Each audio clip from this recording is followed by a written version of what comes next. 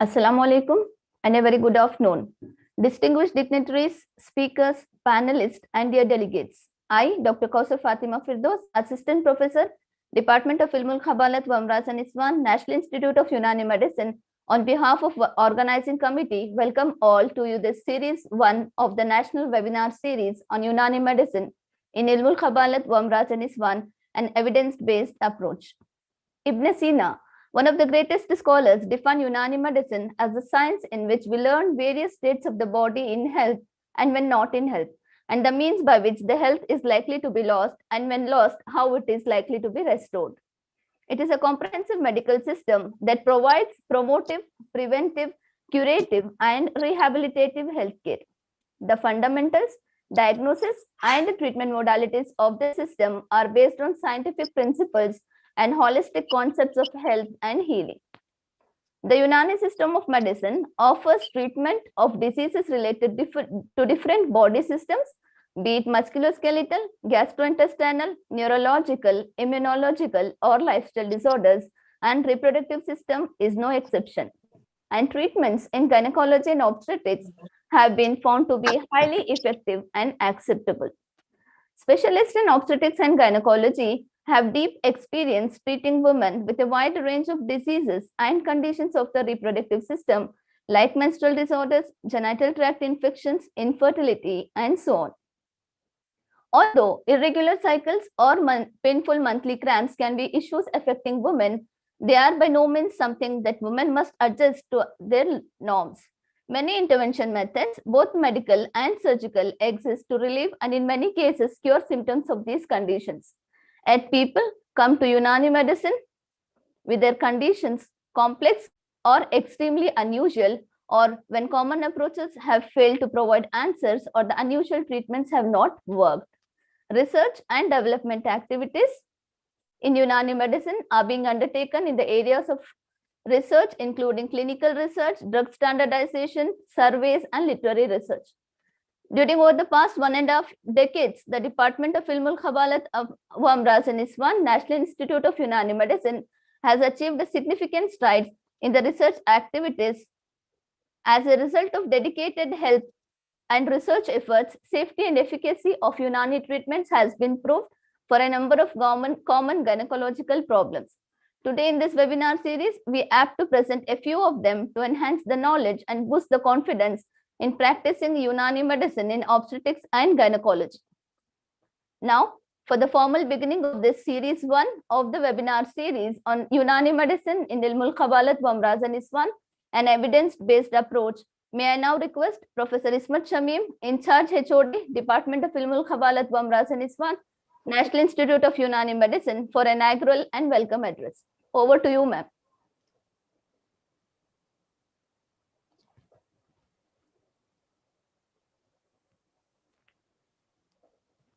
Hello. Yes, ma'am, proceed. Assalamu alaikum. A very good afternoon to one and all. At the outset, I thank Almighty Allah subhanahu wa ta'ala for making us capable of conducting today's webinar series 1 on Unani medicines in Ilmul Qabalat wa Amraze Niswan, obstetrics and gynecology, and evidence-based approach. In this webinar, evidence-based medicine in most common gynecological disorders such as PCOD, infertility among obese women, uterovaginal prolapse, genital tract infections, dysmenorrhea, and nausea, vomiting in pregnancy will be presented and discussed. As you all know that the three main components of evidence-based medicines are research-based evidence, clinical expertise, and patient's value and preference. And the goal of evidence-based medicine is to improve the outcome and quality of care in healthcare system. So this evidence-based medicine basically draws the conclusion based on randomized control trial, meta-analysis, and systematic review to deliver the right care at the right time to the right patients. Let's see what today's speakers, who are our students, will present during this webinar and we are eagerly waiting to listen to them, and we feel proud and happy with our students for being with us. I, Professor Isma Shamim, on behalf of OBG department, acknowledge the support of our esteemed director, Professor Abdul Wadud, for permitting and providing us required facilities for conducting this first webinar series in OBG. Department of Ilmul Qabalat to Amraze Niswan was started in 2004. A variety of teaching and learning techniques are employed to impart knowledge and skills to the students. The department academic platform regularly conducts journal club seminars, symposium, case discussions, and demonstrations to enhance the communication skills and better understanding of the subjects. The department on regular basis organize health awareness program related to the mother and child health to provide information and health educations and motivate them to transfer these health informations into actions. Department also organize free medical camps to provide healthcare services to the underserved populations. The department has endorsed more than 80 research scholars. Most of those are recruited in reputed teaching, research, and patient care posts across the country. Department has to its credit more than 250 research and review papers published in various national and international peer-reviewed index journals with high impact factors, and more than 11 books are authored by the faculty of the department. Faculties of the department has achieved 18 awards to their credit. With this brief introductions of the department, I warmly welcome the eminent speakers and the distinguished panelists of today's webinar. So today's speakers are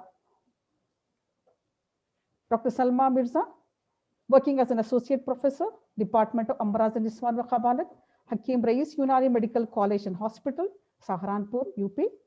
Dr. Amira Anjum, associate professor, Department of Amraze Atfal, Government Unani Medical College, Chennai. The third speaker, Dr. Mariam Rukhaya, working as an associate professor, Department of Ilmul Qabalat, Amraze Niswan, Luqman Unani Medical College, Vijaypur. Fourth speaker will be Dr. Khan Sabah Mohammad Atta, assistant professor, Department of Ilmul Qabalat, Amraze Niswan, Marcus Unani Medical College and Hospital, Kerala. Fifth speaker will be Dr. Abiha Ahmed Khan, assistant professor, Department of Amraze Niswan wa Atfal, Faculty of Unani Medicine, AKTC AMU, Aligarh. The sixth speaker will be Dr. Misbah Naeem, assistant professor, Department of Ilmul Qabalat, Amraze Niswan, Global College of Unani Medical Science and Research Center, Saharanpur, UP. The seventh speaker will be Dr. Arshi Anjum, working as a lecturer, Department of Ilmul Qabalat, Amraze Niswan, State Unani Medical College, Prayagraj. Today's panelists will be Professor Wajia Begum, HOD, Department of Ilmul Qabalat, Amraze Niswan, and IUM. Myself, Professor Isma Shamim, Department of Ilmul Qabalat, Amraze Niswan, and IUM. Dr. Arshia Sultana, Reader, Department of Ilmul Qabalat, Amraze Niswan, and IUM. Dr. Kausar Fatima Firdaus, Assistant Professor, Department of Ilmul Qabalat, Amraze Niswan, and IUM. I also welcome all registered delegates from across the country.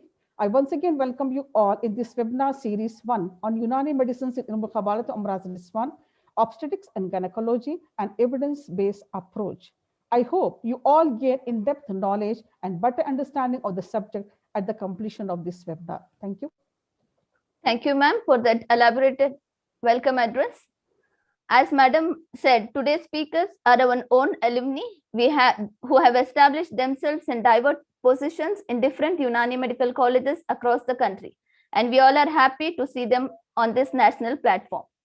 Well, now I invite the moderators for the day, Dr. Rabia Basri and Dr. Rumana Kausar, to begin the scientific sessions. Over to you, Rabia. Assalamu alaikum and good afternoon to all of the attendees.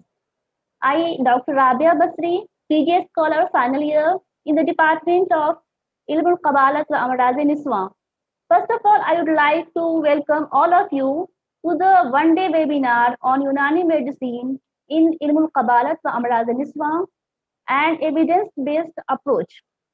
Inshallah, we hope you will enrich your insight and knowledge regarding the themes of this webinar. Before proceeding to the scientific session, I would like to request all speakers to mute their cell phones. Questions can be submitted in the chat box and answers will be discussed at the end during panel discussion.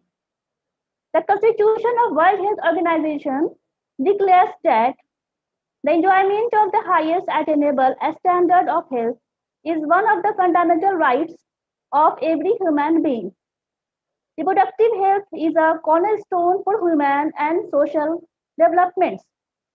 Many studies show that women suffer from reproductive morbidity because of their culture of silence and they should not seek medical help.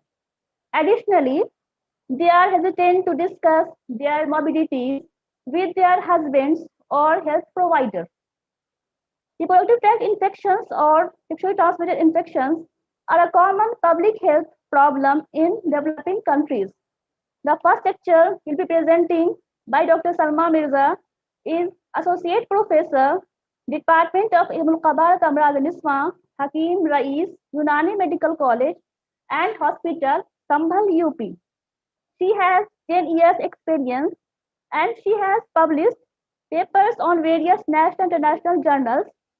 She will be presenting on clinical evaluation of Iltihab al-Rahim, that is cervicitis, and its management with Unani formulation. Cervicitis is a syndrome of cervical inflammation and common manifestations of sexually transmitted infections such as chlamydochromatis and Neisseria gonorrhoeae. In sexually transmitted infections, it may affect as many as 30 to 45% of patients. Cervicitis can progress to pelvic inflammatory disease with severe reproductive sequelae. Even in asymptomatic cases, it may also affect sexual health at a population level, as it increases shedding of other sexually transmitted infections such as human immunodeficiency virus and human T-cell lymphotropic virus. Sexually transmitted infections are major causes of acute illness, infertility, long-term disability, and death, affecting the life and well-being of millions around the globe. The treatment options available in conventional medicine for cervicitis is antibiotic for infections, which though effective but have their own adverse effects like gastrointestinal disturbance and nausea that lead to lower patients' compliance. In Unani system of medicine, various drugs are available for cervicitis, which can be used safely in oral as well as local form. With due respect, I like to invite Dr. Salma Mirza kindly to proceed the today's session, ma'am. Over to you, ma'am.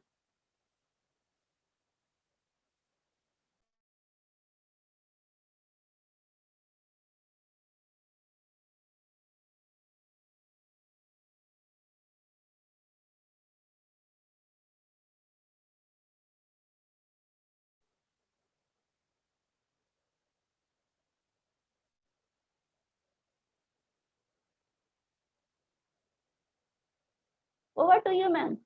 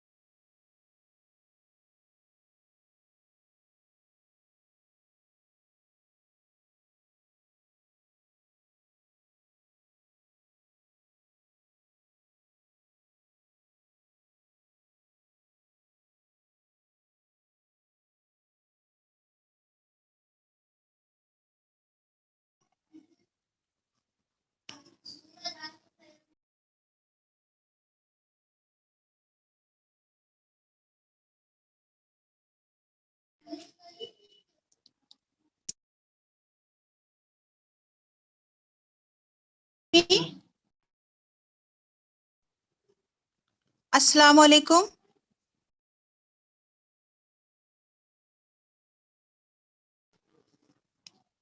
Assalamu alaikum. Can you hear me? Walaikum assalam. You proceed. Okay, thank you.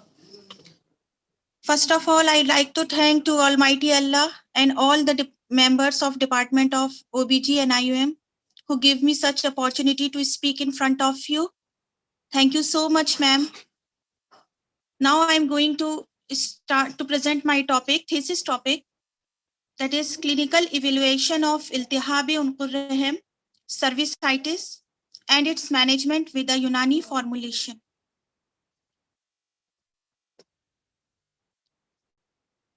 Can you hear?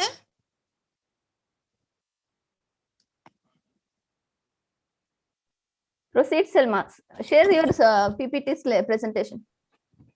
Okay.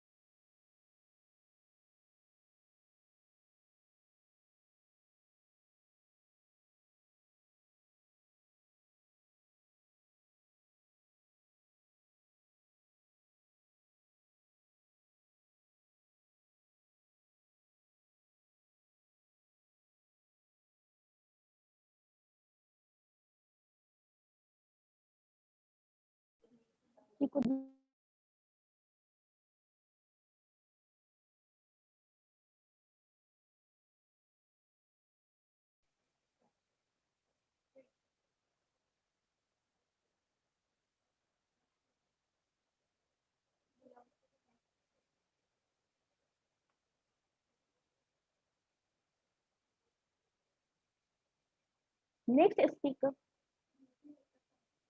Due to some network connections, she cannot unable to connect. Next lecture will be presented by Dr. Amira Anjum. She is reader and HOD Department of Amraze Niswan in Government Unani Medical College, Chennai. She has 18 years of experience and she has published 6 papers in various journals and in various journals. And she also published and she also presented various papers in international conferences. She had gold medalist in UG. Moreover, she is member of Board of Studies, the Tamil Nadu DR MGR Medical University, Chennai. She will be representing on comparative study of Joshada Poste Amaltas, Visvasa, and Kandasya with mefenamic acid in Ushre Tamas Tasannuji, that is spasmodic dysmenorrhea. Dysmenorrhea is an important health problem of adolescents in school as well as health practitioners that badly affect the daily activities and quality of life. Primary dysmenorrhea is extremely common, especially among adolescents. As many as 90% of adolescents females and above 50% of menstruating women worldwide report suffering from it, with 10 to 20% of them describing their heart as severe and distressing. Moreover, Dysmenorrhea can cause mental problems in some of the females, resulting in their loneliness and reduced participation in different social activities. With due respect, I request to Dr. Amira Anjum to continue the presentation. Over to you, ma'am.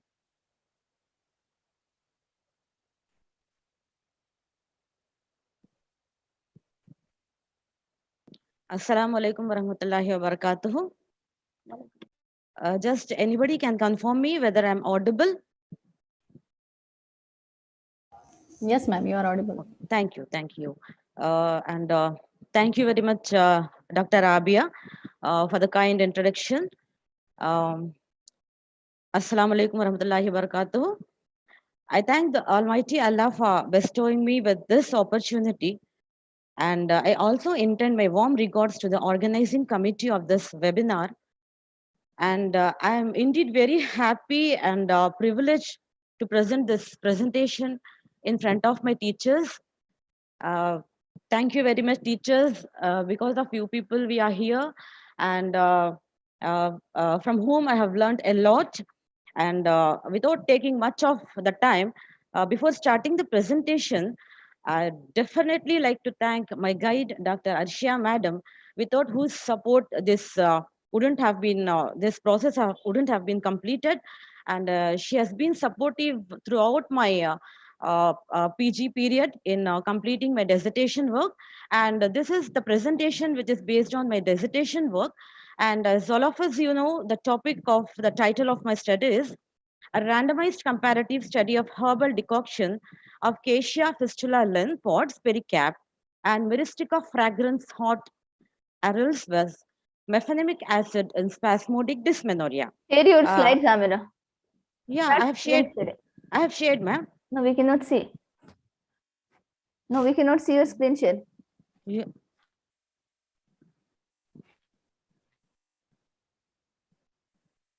No, ma'am. No. Do it once again. There's no screen share.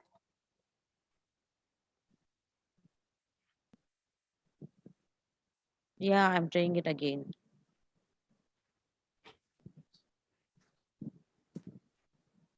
Now?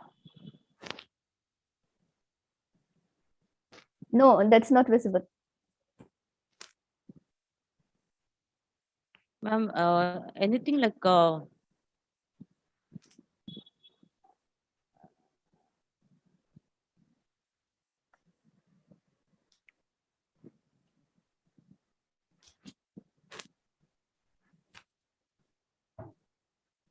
now, madam? No, that's not visible.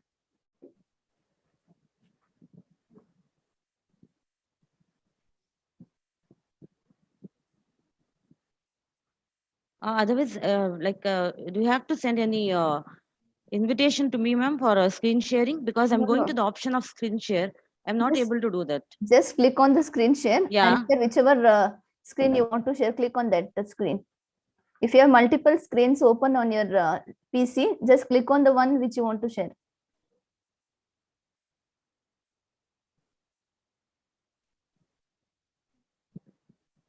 Now, madam? Done. Yeah, is it visible now? Make it screen show. Yeah, slide show. sure. Okay. Is it okay now? Carry on. Yeah.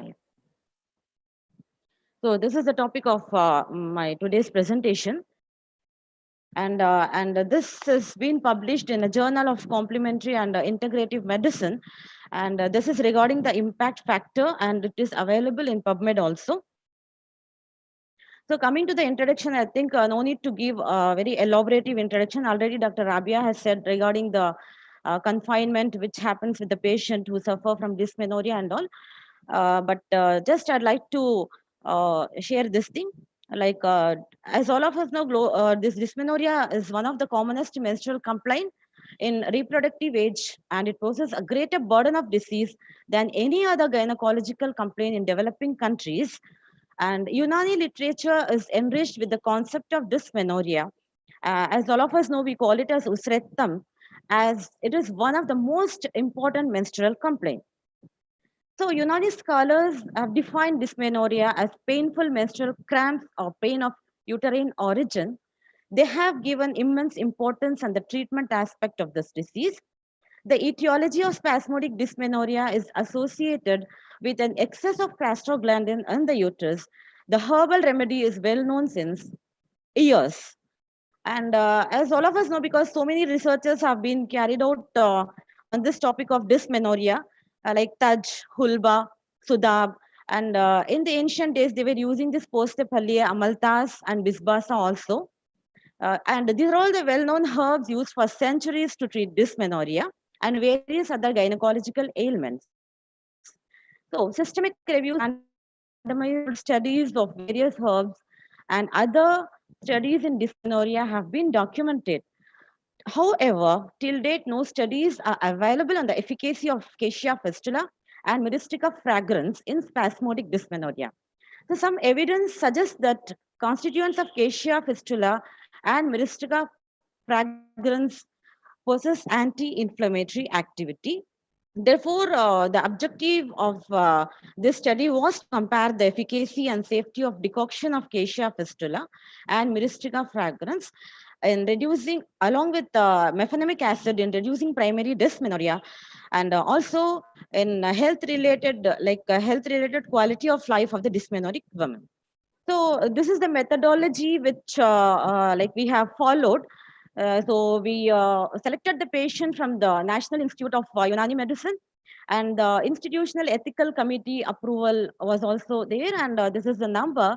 And informed consent was taken from the patient, and orally the patients were said about the protocols which we are going to which we were following, and also all the related and the relevant things which has to be informed to the patient. And the pre-randomization screening was done for including the patient into the study by means of history and clinical examination and certain important laboratory investigations. And the GCP guidelines issued by the Ministry of Ayush, Government of India, and Declaration of Helsinki were followed. So this is the inclusion criteria in my study. Unmarried and married patients aged from 18 to 35 years with painful menstruation and regular menstrual cycle were selected. Patients who experience menstrual pain intensity on the visual analog scale of more than 4 centimeter for at least 3 menstrual cycles were included. And this is regarding the exclusion criteria. So we have excluded the patients who were lactating, and patients with secondary dysmenorrhea and irregular menstrual cycle using OCPs and contraceptive devices, and patients with systemic diseases and malignancies. So this is the study design. The study was a parallel, single center, prospective, single blind, and a randomized standard control trial. And the whole duration of study was 1.5 years. And this is the procedure of the study and the intervention which we have given to the test and control group. Dysmenoric patient, totally we have selected and we have recruited 64 patients for the study who have qualified the inclusion criteria. So they were randomly allocated to receive herbal decoction. So the total number of patients in the test group were 31, and mefenamic acid, which is taken as a control drug, and the total number of patients who were receiving mefenamic acid with number 33 for 2 consecutive menstrual cycles. Treatment group received 180 ml herbal decoction of Poste Amaltas, Bisbasa, and Khandisia, which were orally administered at morning for 3 days before the expected start of menstruation.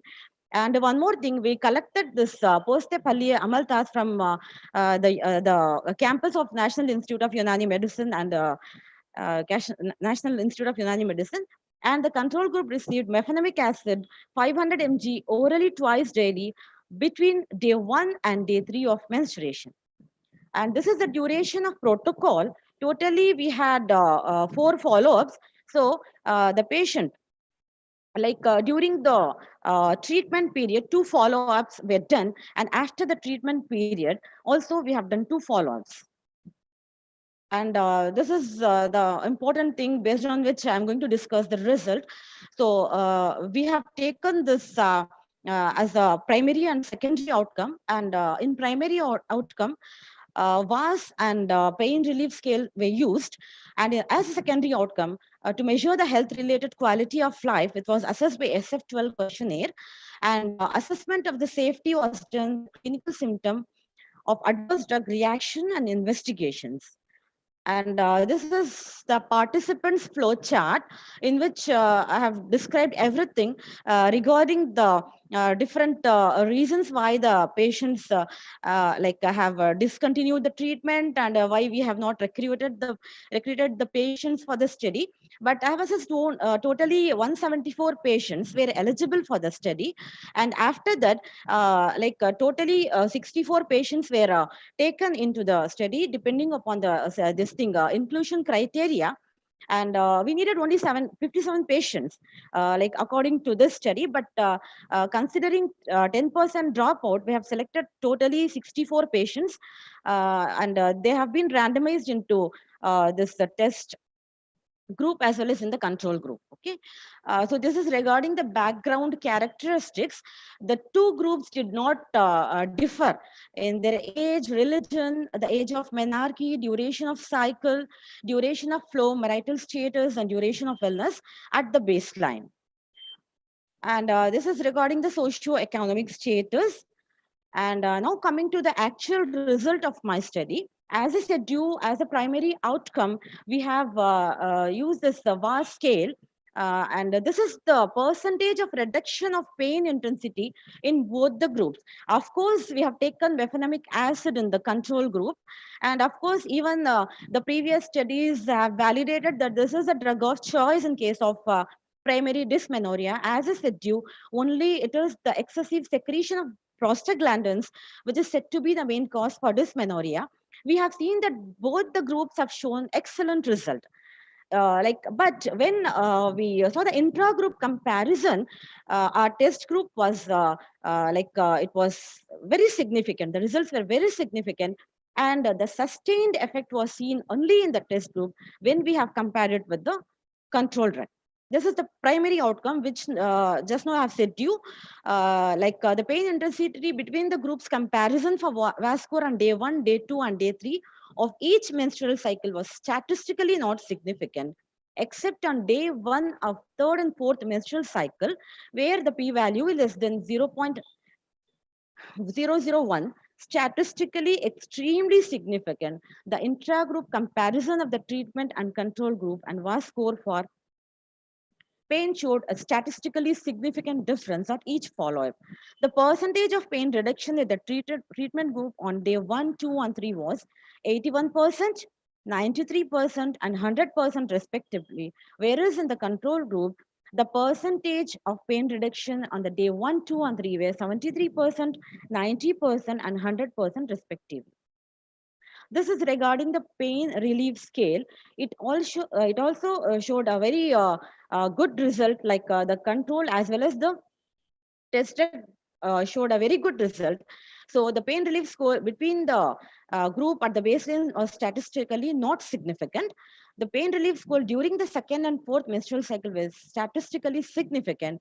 The intra-group comparison from the baseline was statistically extremely significant in both groups during the 2nd and 4th menstrual cycles. This is regarding the primary outcome comparison according to grading of VAS between test and control group. Here you can see like the number of patients in the severe, moderate, and mild. We had only less number of patients who were suffering from mild dysmenorrhea. So almost we have taken the patients who were suffering from moderate and severe dysmenorrhea. And here you can see the result. There was a drastic improvement in the symptoms of the patient, and it was statistically significant, especially the test group, because the result showed that the effect of our test drug was more consistent than the control drug. This is regarding the secondary outcome, which already I've explained. Like we have used this SF12 questionnaire for this thing. As a secondary outcome, we have measured the PCS, physical composite, as well as the mental composite score we have measured. And all the 8 domains of the SF12 questionnaire showed a very significant improvement in all the domains were noted. So that indicates that the health-related quality of life of the patients have increased in case of test drug. And of course, control drug also showed a very good result in this. And this is regarding the other thing like PB-LSE score, which we have taken to show the result in the secondary outcome. Here you can see that all the patients showed a very good result, like even in VAS for a pain intensity, and the duration of pain was also decreased in the case of test group and all. But one thing what I want to mention here is, so when we saw this PB-LSE score of the patients at the fourth visit after the intervention, the PB-LSE score was a bit increased. So it is something which validates that the claim which is made by the Unani scholars, the eminent scholars, that all the immunogogue drugs are very much effective in the easing the pain of dysmenorrhea. Actually, this drug validates this claim of the Unani scholars. That is what is being explained in this slide also, like PB-LSE score. Of course, intragroup comparison also showed a very good result. And what I can say is at the fourth visit, when we compared the result with the control group, we had, what can I say, patient were having less amount of pain, and patient came with no pain. Most of the patient like were not complaining of even pain of like which is very mild in nature. Like totally it was cured in most of the patients. So as I said, due the safety assessment for that, we have taken certain basic investigations like liver function test and renal function test, along with ESR, USG, and other things like complete blood count and all.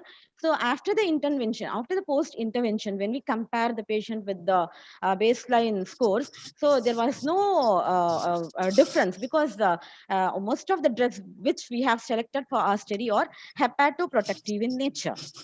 And now, at an outset, I just want to be the very important thing. What I want to like, what I have inferred from this study is, Unani physicians surmise that the dysmenorrhea is caused because of decreased uterine blood flow due to Suddha, that is obstruction. So see, various causes are there. So many causes are there. Like so many things are being attributed for the causes of dysmenorrhea. Since we are limiting ourselves with only the spasmodic dysmenorrhea, which is said to be a primary dysmenorrhea. So as I said, you in the conventional medicine and in the Unani medicine, so the main cause is said to be the decreased amount of blood flow to the uterus. So this is the thing which is there, and which has been elaborately explained in our Unani literature in Al-Khanun, which leads to the viscous and scanty menstrual flow. So immunogogue drugs have not, they have this temperament, hard temperament, and they are vasodilator in nature. Therefore, they help to dissolve the Suddha as well as improve the dilatation of the uterine blood vessels and ease menstrual flow.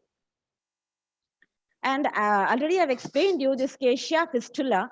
So this is also having a Mohallil property, and it is having Mudire height property, and it is also having Mufattaya Sudat property as per Unani classical literature.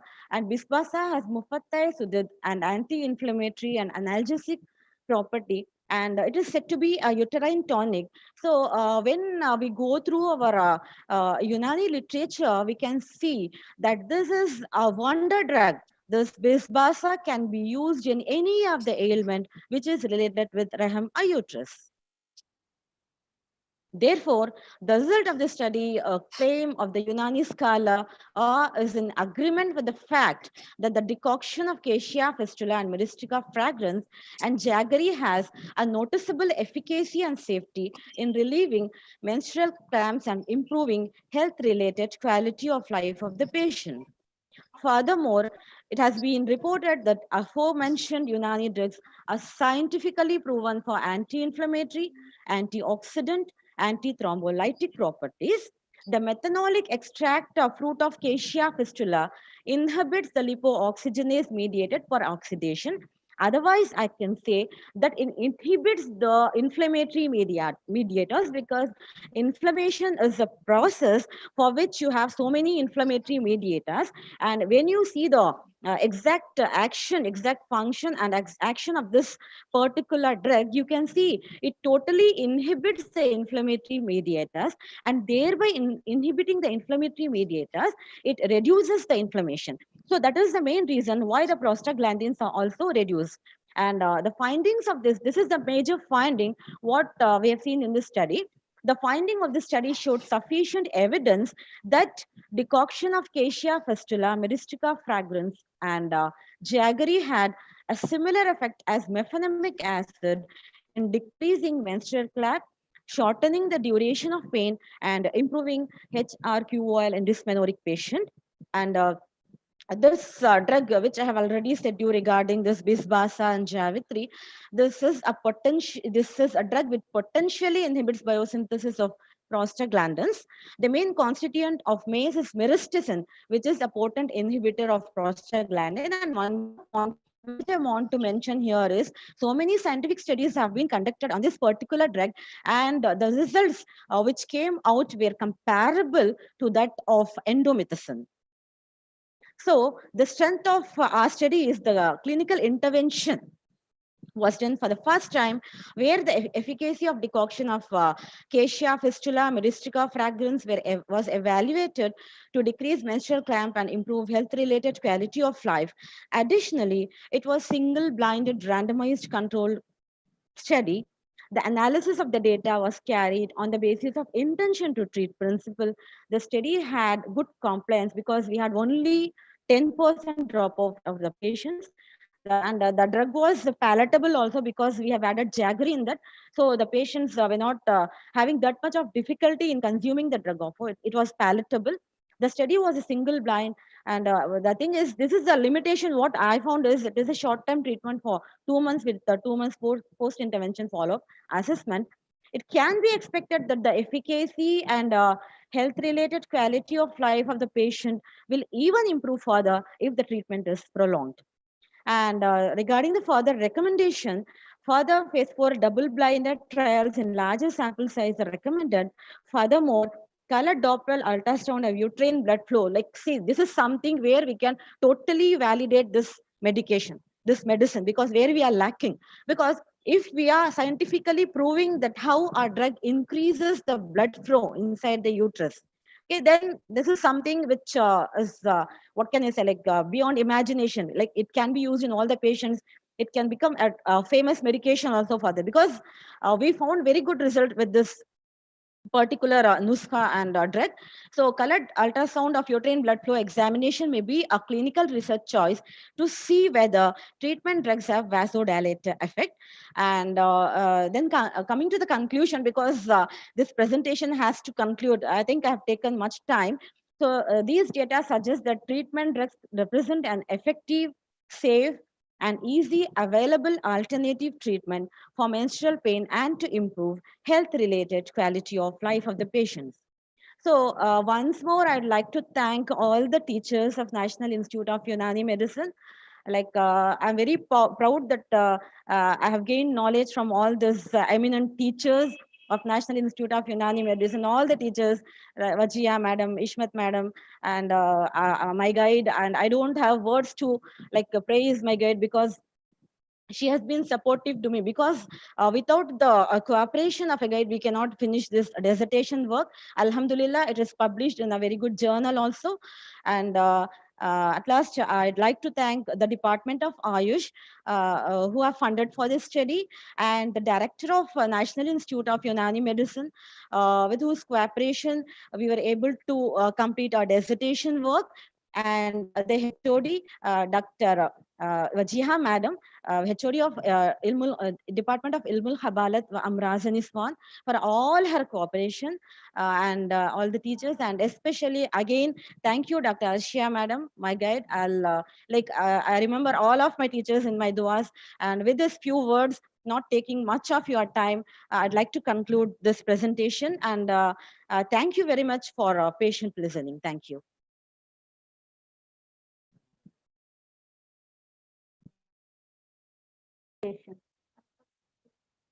Thank you very much, ma'am, for your nice and informative presentation. Her presentation was excellent and informative. Further, she has very well elaborated the data and showed how the drug has very efficacious in decreasing menstrual cramps and able to improve the health related quality of life. She comprehensively has explained how these drugs are effective and decreased the cramp and pain. And Unani property and contemporary effect also. Next lecture will by Dr. Salma Mirza, our first speaker. Introduction is already given. Salma ma'am, kindly proceed with your presentation. Thank you. Amira, stop Sorry. your screen share. Stop screen sharing. Sorry for being inconvenience. Now I'm continue my presentation. Clinical evaluation of Iltihab-e-Unqur Rahim, cervicitis, and its management with a Unani formulation. Introduction. Iltihab-e-Unqur Rahim cervicitis is very common, affecting more than half of all women at some points during their adult lives. Intercourse at early age, high-risk sexual behavior, multiple sexual partners, and a history of sexually transmitted diseases increases the risk of cervicitis in women. Cervicitis may be acute and chronic, and each of these acute and chronic cervicitis may be from non-infective and infective causes respectively. Show the second slide. In Unani system of, according to Unani system of medicine, Iltihab-e-Unqur Rahim may be Iltihab-e-Har or Iltihab-e-Barid. Iltihab-e-Har is due to the domination of hot humors, mainly safra and dam. Iltihab-e-Barid is due to the domination of balgam. Iltihab-e-Unqur Rahim can be caused by sui mizaj.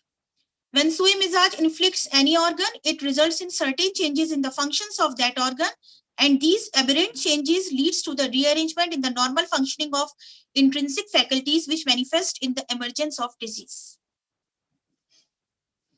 In Iltihab-e-Unqur Rahim, the usual manifestations which occur singly or in combination are vaginal discharge, backache, lower abdominal pain, dysuria, dyspareunia, etc. On examination, cervix is congested, hypertrophied with velvety appearance. Ectoprions are present, which may be inflamed and bleeds on touch. Nabothian follicles are present on the cervix and tender to touch with exudation of mucopurulent, opaque, or clear discharges from the cervical os. In Unani system of medicine, many drugs are ascribed, which are mohallil, anti-inflammatory, musakkin, analgesic, mufattah, deobstruent, mulattif, demulcent, musaffi, blood purifier, munaqi, expectorant. By careful forage into Unani literature, Irsa was selected for the trial. Irsa is one such drug which has been extensively described in Unani literature to possess mohallil worm, mulattif, mufattah, munzij, musaffi, jali, and musile safra wa balgam properties. So it has been decided to conduct a clinical trial for the management of Iltihab-e-Unqur Rahim with Irsa, which is safe, effective, and easily available. I used the root of Irsa for my trial. These are the flowers of Irsa. In Greek, Iris has two meanings, the goddess Iris and the rainbow. The flowers of Irsa are yellow, dark yellow, white, or sky blue in color, and due to these color variations, the drug was given the name of Irsa, which means rainbow. Commonly, it is known as sosan. It smells like banafsha, that's why, hence its name is Bekhe banafsha. Mizaj is hot and dry, 2nd degree. Or in another book, it is given that it is hot, 3rd degree, and dry, 2nd degree. Material and methods. The study was carried out during the year 2009 to 2010 in outpatient and inpatient department of Ilmul Qabalat wa Amraze Niswan of a National Institute of Unani Medicine Hospital. Duration of study is 1.5 years. Sample size 45 patients, 15 patients in control group and 30 patients in test group. Study design is standard control randomized single blind study. Clinical diagnosis. Diagnosis of cervicitis is based on the following criteria: exudation of mucopurulent, mucoid, cloudy, white or curdy discharges from the cervical canal, low backache, dysuria, dyspareunia, hypertrophied and congested cervix, presence of Nabatean follicles, velvety appearance of the cervix, tenderness of the cervix on touch. As mild, moderate, and severe. Mild, I rank plus, moderate plus plus, and severe triple plus. Mild, the normal moistness of vagina without staining or moistening the underclothes. Moderate, the underclothes are undeniably soiled and required changing and washing frequently. Severe requires the wearing of some extra absorbent pads. Similarly, I classify the pruritus vulva as none, mild, moderate, severe. Dysuria as none, mild, moderate, or severe. Dyspareunia, backache, lower abdominal pain was assessed by visual analog.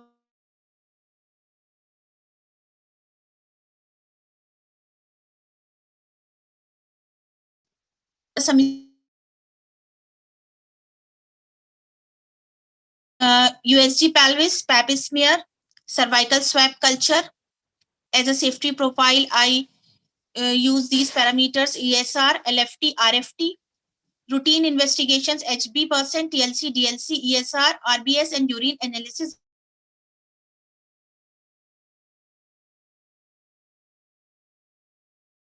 Action of drug IRSA, Iris Sensita, was provided by the pharmacy of National Institute of Unani Medicine. Before preparing the formulation, the drug was properly identified from the Regional Research Institute, Bangalore.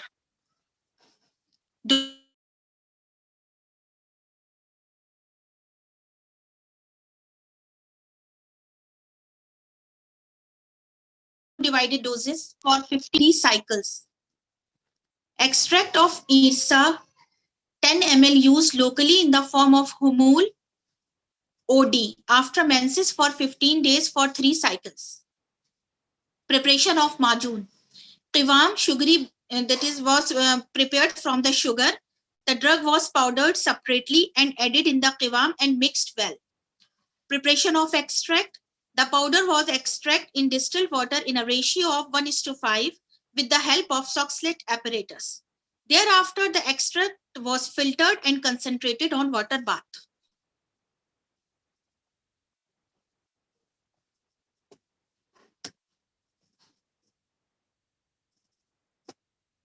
A standard drug, tablet doxycycline, 100 milligram BD was given orally after menses for 7 days for 3 cycles. Vaginal pessary of clindamycin, clotrimazole, and metronidazole OD was given locally after menses for 7 days for 3 cycles. Effectiveness of the drug was assessed by following 2 parameters: subjective and objective parameters. In subjective parameters, it includes symptoms like vaginal discharge, abnormal vaginal odor, vulval itching, dysuria, dyspareunia, low backache, lower abdominal pain, and postcoital bleeding. Objective parameter is assessed by the perispeculum examination and the cervical swab culture. Criteria for the assessment of response was graded as follows: therapeutic outcome and symptomatic relief. Therapeutic outcome was assessed by objective parameters, that is perispeculum and cervical swab culture findings after the treatment. On perispeculum examination, hypertrophy, congestion or redness, nabots, etc. should disappear considerably. The culture report, which was positive in some patients, should become negative.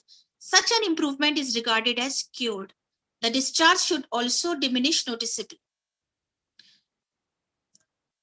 Clinically, I grade the discharge as no discharge, mild when it is clear or mucoid, moderate when it is opaque, cloudy or curdy, severe when it is mucopurulent, yellow in color. Congestion on the cervix was graded as absent, no congestion, mild plus congestion either around the os or upper lip or lower lip, moderate congestion of the whole cervix, severe when congestion of the whole cervix is present and it's also bleeds on touch. Hypertrophy, I grade as not present, it's negative. Mild +1 hypertrophy of the cervix with patulous os. Moderate hypertrophy of the cervix with slightly patulous os. Response was characterized as more than or equal to 80% relief, 83% relief in all the parameters present. It is considered cured. 18 to 82% relief in all the parameters present at first visit is considered partially cured. Less than or equal to 17% relief in all the parameters present at first visit is considered not cured. Symptomatic relief, similarly, I assess the response was characterized as more than or equal to 77.7% relief in all the parameters present at the first visit is considered as relief. 18 to 76%. If relief is present, then it is considered partially relieved. Of less than or equal to 17% relief in all the symptoms present at the first visit is considered not relief. This is the result of my, this is the subjective parameters. These are the objective parameters. In subjective parameters, discharge was before treatment, number of patients is 30. After treatment, 17 patients, number of improved patient is 30. This is the percentage of the patient which are improved in this table. In this table, the percentage of the patients are which are cured in objective parameters. Symptomatic relief in test and control group, I use the chi-square test. 23 patients in test group are relieved, 5 patients are partially relieved, and 2 patients not relieved. In control group, 5 patients relieved and 4 partially relieved, 6 patients not relieved. The p-value is less than 0.01. It is statistically significant value. This is the therapeutic outcome. 23 patients are cured. In test group, 5 are partially cured and 2 patients are not cured. In control group, 5 cured, 4 patients partially cured, and 6 patients not cured. P-value is less than 0.01. All the patients, 30 patients, complain of vaginal discharge. After the completion of the treatment, 13 patients recovered completely. On perispeculum examination, 30 patients had cervical discharge at the beginning of the trial. After the completion of the treatment, 15 patients had shown improvement. The drug contains the tannin, due to which it exhibits the astringent property and dries the discharge. It has also anti-inflammatory and antibacterial property, which inhibits the growth of microorganisms, thus preventing the source of discharge. Low backache was present in 30 patients, lower abdominal pain in 29 patients, and dyspareunia in 14 patients at first visit. This may be due to the local infection and inflammation. Low backache was relieved in 16 patients, lower abdominal pain was relieved in 21 patients, and dyspareunia was relieved in 12 patients. This may be attributed to Musaffi and Mohallile worm property of IRSA. IRSA have been reported to possess the antimicrobial activity, as it contains tannins and flavonoids, which inhibits the growth of many microorganisms like bacteria, fungi, yeasts, etc., and it relieves the inflammation, and also help in inhibition of biochemical pathways related to pain or inflammation transmission. Abnormal vaginal odor was present in 9 patients and pruritus vulva in 25 patients in first visit. After the completion of the treatment, 9 patients had shown improvement in abnormal vaginal odor. Relief in abnormal vaginal odor is due to the antibacterial activity of the test drug. It may be due to the Musaffi and Jali property of IRSA, as small odor is produced due to the Ufunat. Relief in pruritus vulva was observed in 20 patients. This may be attributed to the Musaffi and Jali properties of the drug, so it cures all type of itching. It has antifungal property also. Dysuria was present in 22 patients at first visit. It was relieved in 19 patients. It may be due to the Mudire bole and Mohallile worm property of the drug. The drug contains flavonoids, which are useful for the relief of pain or inflammation. Hypertrophy and congestion of the cervix was present in 30 patients at beginning of the trial. This finding is in accordance with Ibn Sina, Kabiruddin and Jarjani that iltihab-e unqur rahim may be iltihab-e har or iltihab-e barid. Iltihab-e har is due to the domination of the hot humors, mainly safra and dam. Iltihab-e barid is due to the domination of balgham. Dominancy of any humor which leads to edema, hypertrophy, and with continuous irritation, cervix becomes red and inflamed. The above findings is due to the quwwat-e masika of the uterus, which becomes strong and deviated from normality, where the resultant toxic material is irritative and leads to the congestion and hypertrophy. 9 patients have velvety appearance on the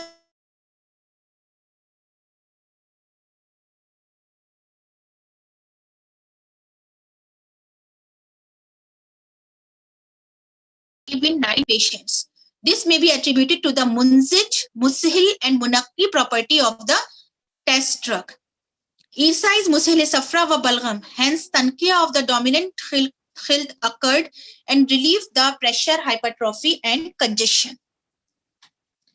Nabothian cysts were present on the cervix in 14 patients at the beginning of trial. As stated earlier, that quwwat-e masika of the uterus, that is retentive faculty of the uterus, when becomes strong, which leads to retention of nutriments for more than sufficient time. The resultant toxic material may cause the obstruction of the ducts of endocervical glands. Retention of the mucus within these glands results in the formation of Nabothian cyst. After the completion of the trial, 13 patients had shown improvement. This may be attributed to the mufattah sudat property of the test drug.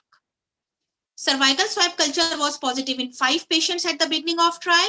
As stated earlier, when nutriments get concealed in the uterus for more than sufficient time, it leads to ufunat, infection. After the completion of the treatment, 4 patients had shown improvement. This may be attributed to the musaffi, jali, and antimicrobial activity of the test drug.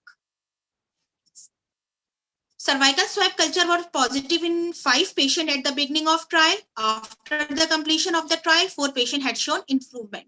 This may be due to the musaffi, jali, and antimicrobial activity of the test drug. Symptomatic relief was SS, which I discussed earlier. Total 28 patients were relieved, 9 were partially relieved, and 8 were not relieved. P-value is less than 0.01 for both the observation, which is statistically significant by chi-square test. Diagnosis and assessment of cure was done on the basis of perispeculum examination and cervical swab culture. In this finding, 23 patients were cured, 5 were partially cured, and 2 were not cured. The corresponding findings for control group were 5 cured, 4 partially cured, and 6 are not cured. Total 28 patients were cured, 9 were partially cured, and 8 patients were not cured. P-value is less than 0.01 for both the observation, which is statistically significant. Conclusion. On the basis of above observation, it can be concluded that this drug is very effective in relieving the symptoms and signs of cervicitis. The test drug is cheaper, easily available, and well tolerated by the patients without having any side effects. It can be inferred that the research drug has affected on the clinical parameters through its effects on cervicitis. Thank you. Thank you to the OBG department and IUM for giving me such opportunity. Thank you so much. Thank you very much, ma'am. Dr. Salma ma'am presentation was comprehensive, knowledge, and she has carefully explained that IRSA was effective orally and locally to treat cervicitis and was comparable with standard drug doxycycline. Hence, infectious disease can be treated by single drug.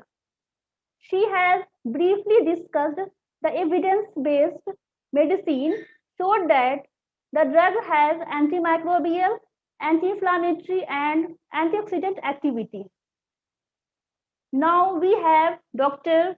Mariam Rokaiya. She is Associate Professor, Department of Ilmul Qabalat Amraze Niswan, Lukman Unani Medical College, Vijaypur, Karnataka. She has supervised 4 PGA scholars and co-supervised 7 PGA scholars in their dissertation work. She has published 36 papers on various national and international journals and presented 14 papers in conferences and seminars. She has worked as a BOS member for PG Unani at RGHS, Bangalore. Now she is working as a member secretary of IEC LUMC. She will be presenting on efficacy of post-emulsory and Shibbe-Yamani in pruritus vulva associated with vaginal discharge, a randomized standard control study. Most women experience a slight vulval itch is persistent and causes distress. Vulval itching can affect any woman at any age. It can lead to scratching and rubbing, which can break the skin and can lead to bleeding and skin infections. The incidence of elderly female suffering from vulvar pruritus and irritation is approximately 27%, in which 70 to 23% of the population suffers from chronic itching of the skin. In 5 to 10% of cases, the female genitalia are affected, specifically the vulva. Vulvar pruritus, thus a common symptom that often markedly impairs the affected women's quality of life, including psychosexual issues and sleep patterns. With due respect, I request to Dr. Mariam Rukaiya for presentation. Over to you, ma'am. Thank you. Am I audible? Yes, ma'am.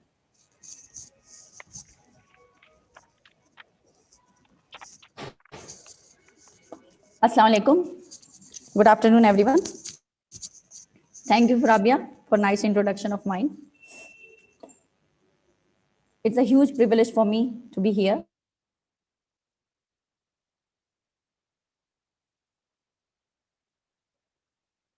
Series through which we got connected once again, and we also got the opportunity to present in front of the Unani OBG fraternity. When I got the invitation, it recalls me 5 years back memory of presenting seminar journal club case presentation in the department of OBG and IUM. That was actually the platform that built confidence in us, and because of that only we are here. So thank you once again to all my teachers. So I have only 20 minutes in my hand. So without causing further delay, I would like to start with the title of my dissertation work. So that was, let me share the PPT.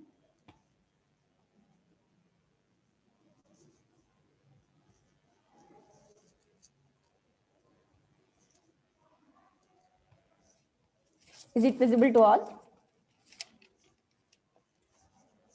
Okay. So the title of my dissertation work was Efficacy of Post-Emulsory and Shibbe-Yamani in pruritus vulva associated with vaginal discharge. It was a randomized standard control study that was conducted under the guidance of Dr. Wajiha Begum. Why I selected this topic? As my PG scholars are also connected to this webinar, so especially to them, I would like to explain that why I selected this topic, because it was feasible. As the cases of vaginal discharge were frequent and technical support and lab investigations required to conduct this topic were all available in the institute itself. And also I was interested in this topic too. And I selected new drug because I didn't want to repeat the previous one. And the main reason was why I selected this topic was because there was no any ethical issue with this topic. As there are so many Unani topics, there in the Unani literature, but because of the ethical issue, we could not select them. For example, if we wanted to study on the contraceptive drugs, or if we wanted to study on any obstetrical problem, we could not select them because they have their certain ethical issues. So because of that, we could not select them. So with this topic, there was no any ethical issue. That's why I selected. And also it was scientifically relevant. So already Rabia has described well about what the pruritus vulva is. So here I'm going to give a brief introduction of my topic. So it is the single most frequent presenting symptom occurring in 70% of patients consulting a clinic for vulvar disease. Its most common cause is vaginal discharge. Vaginal discharge and the pruritus vulva and vagina are among the most frequent reasons a woman seeks help from a healthcare provider.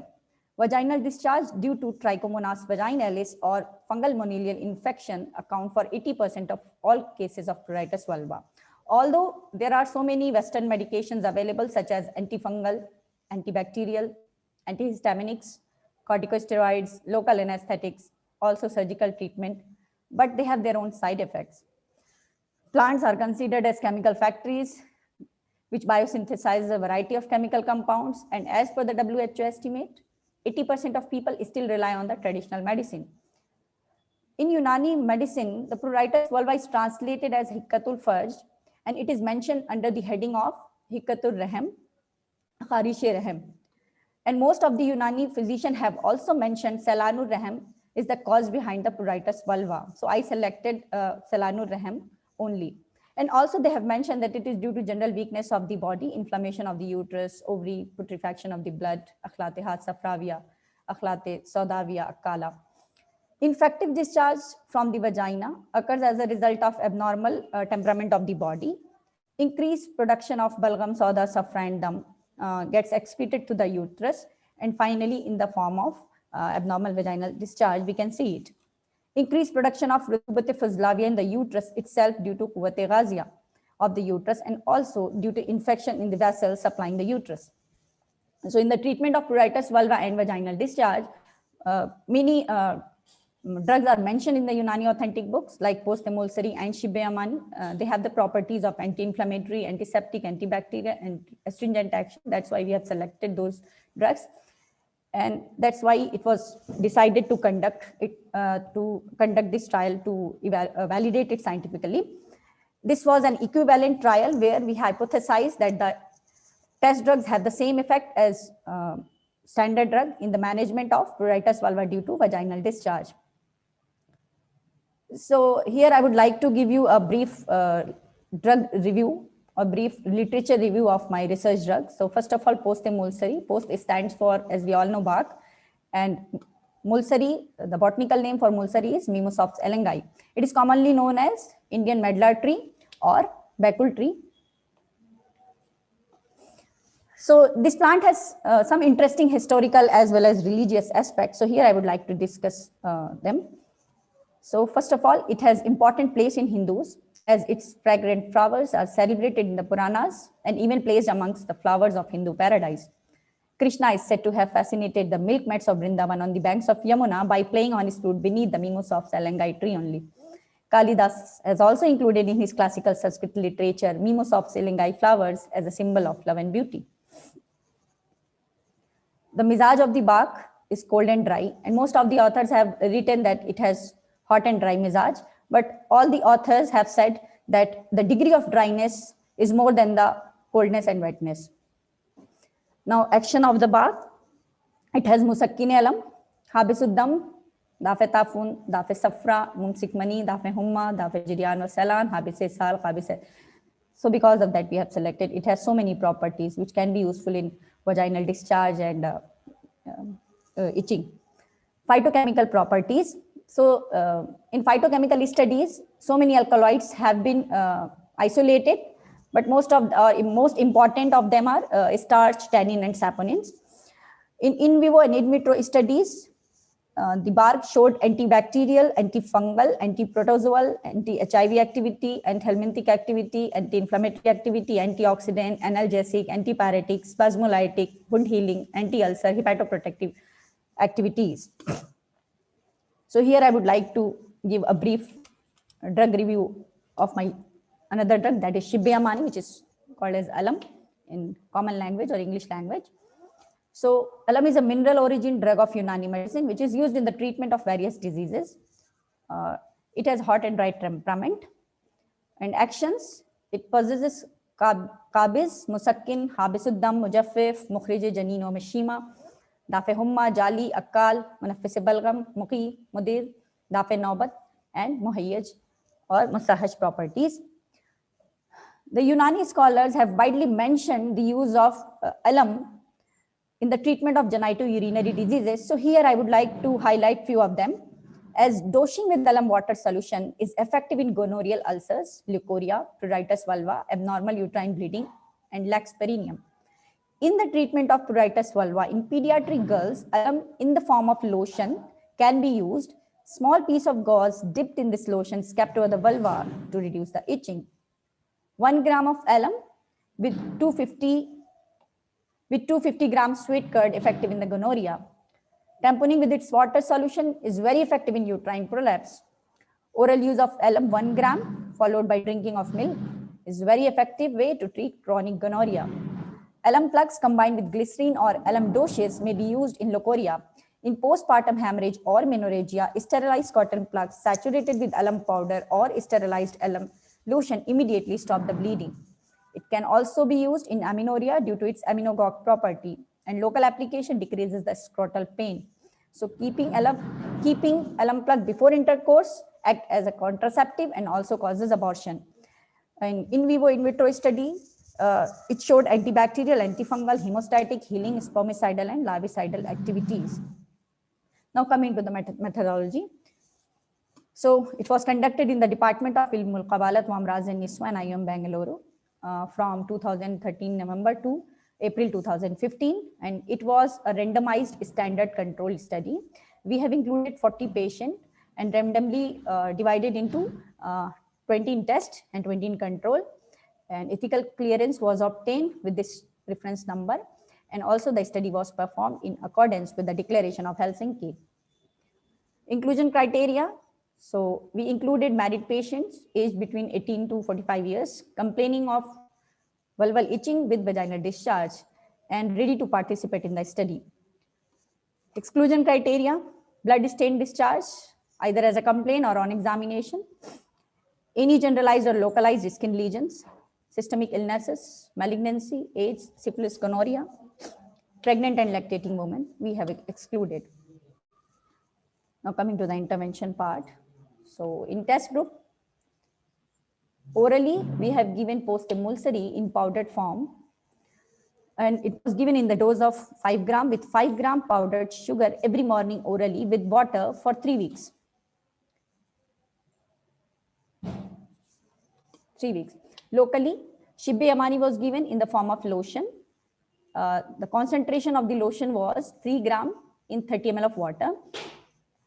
It was dispensed in bottle along with the sterilized tampons provided to the patient for 3 weeks, and patients were advised to dip tampon in lotion and keep into the vaginal orifice at bedtime.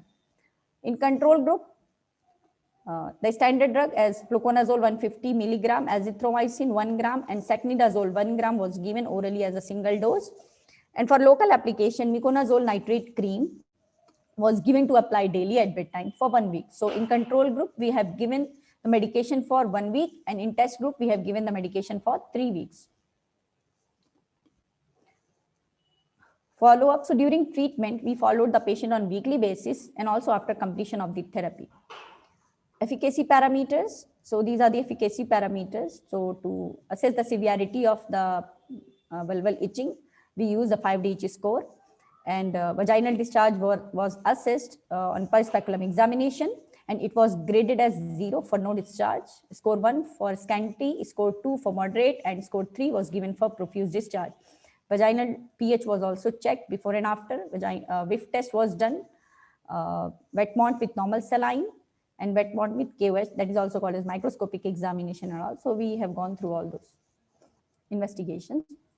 This is the overview of the study. So as you can see, we have enrolled almost 127 patients, but 32 patients denied to participate and 55 excluded, some due to pregnancy, some due to lactation, some because of having generalized skin lesions, we could not include them, and few of them because of the systematic illnesses they have, and IUCD and OC pills taking. So that's why we could not include them. So we excluded those patients, and we randomized only 40 patients, 20 in test and 20 in control, no dropout. And we analyzed 20 in test and 20 in control group. Results. So there was no significant difference concerning the baseline characters like age, severity of the disease, itching score and all. So those were similar in both the groups with p-value more than 0.05. So as you can see in this table, 5D score, as you can see in the test group, before treatment, it was 12 around, and after treatment, it came to 6. In control group, before treatment, it was 11, and after treatment, it came to 8. So significant reduction is there in test group as well as in control group. That is called as intra group. Within the group analysis, but I forget to mention actually the p-value in intra-group analysis. And when we compare the test group to control group, you can see that before treatment, there was no significant difference in itch score, but after treatment, significant, highly significant with p-value less than 0.001 was observed. In vaginal discharge, also you can see that before treatment and after treatment, significant reduction in test as well as in control group. And before treatment, if we compare both the groups, so there was no significant difference, but after treatment, significant reduction was observed. Yes, significant difference was observed in both the groups with p-value more than, less than 0.05. Regarding the objective parameters like WIF test, Wetmont, KOH, and normal saline and vaginal pH, you can see before and after. Here you can see below most line, you can see that p-value before and after equal. So before treatment, also the p-value, there was no significant difference in all these parameters, and after treatment also there was no significant difference between test and control group. So, and in pH, in case of vaginal pH also, you can see that before treatment, p-value is means more than 0.05, and after treatment also. So for objective parameter, we can say there is no significant difference.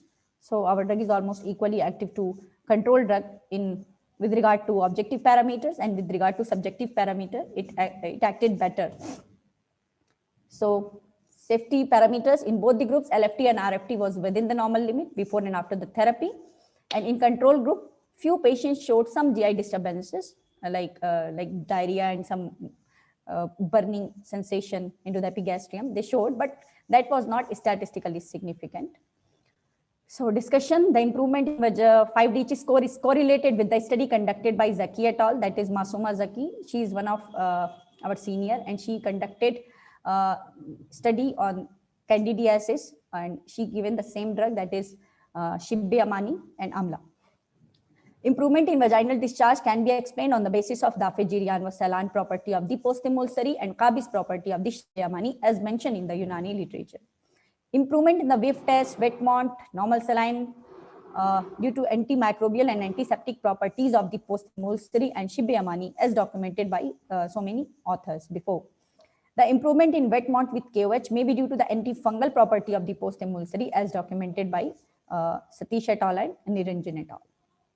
Limitation of this study, sample size was very small, and we did not follow the patient for long duration, so lack of long-term follow-up. Also, the masking was not possible in this study because in one group we have given sugar and postemulsory in powdered form orally, and also to apply locally we have given tampons and this safufezage or Fitkari.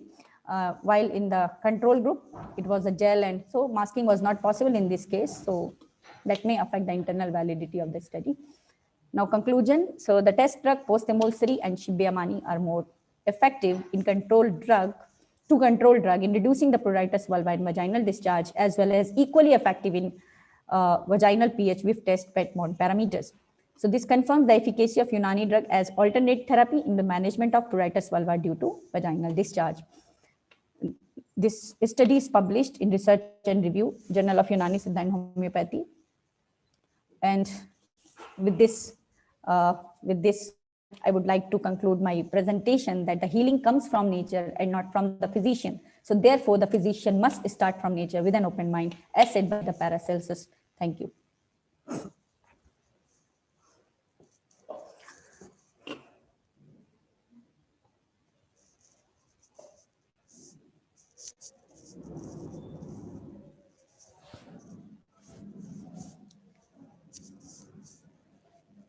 Thank you very much, ma'am. Dr. Mariam Rokaiya presentation was outstanding and extremely good. Her cognizance showed her deep knowledge regarding the subject.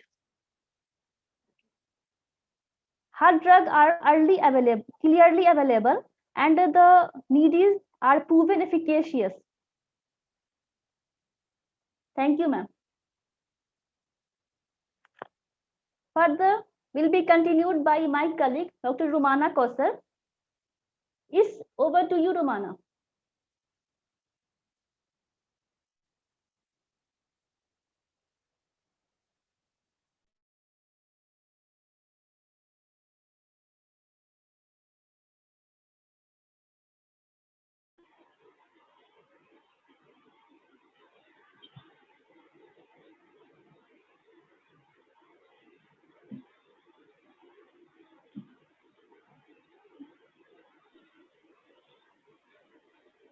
Good afternoon and Assalamu alaikum wa rahmatullahi wa barakatuhu. Myself, Dr. Rumana Kausar, PG scholar from Department of Amraze Niswan wa Qabalat in IUM. I hope you all are enjoying the amazing presentations. Without further add-on, I would like to introduce our next speaker, Dr. Khan Sabah Muhammad Athar, Assistant Professor, Department of Amraze Niswan wa Qabalat, Markaz Unani Medical College, Kerala. She has 4 years of teaching and clinical experience and has published 8 papers in international journals. She has presented her papers in many national and international conferences. She has attended more than 20 workshops and national seminars. Areas of interest are infertility, PCOS, and AUB. She will highlight on the topic efficacy of Unani formulation in infertility among obese women. Today, rise in number of infertile couples is a major concern worldwide. More and more number of couples are prone to infertility due to sedentary lifestyle. Anovulation is the most common cause of infertility, comprising of 30 to 40%. The treatment of anovulation is in conventional medicine is use of ovulation-inducing drugs, which has its own side effects, such as ovarian hyperstimulation, abortion, multiple pregnancies, etc., and are contraindicated in liver dysfunction, breast diseases, and so on. Hence, the treatment may not be suitable in all cases. Therefore, the number of couples turning to ARTs like IVF, but the high cost of ART procedures makes the patient to search for alternate therapy. In classical Unani literature, various formulations has been mentioned for the treatment of ukra, and phytoestrogens present in these formulations probably may induce ovulation by maintaining hormonal balance. Dr. Khan Sabah ma'am, she will give insight knowledge of the topic. Dr. Sabah ma'am, the floor is yours. Thank you for your kind information in your introduction. I'm sharing my slides.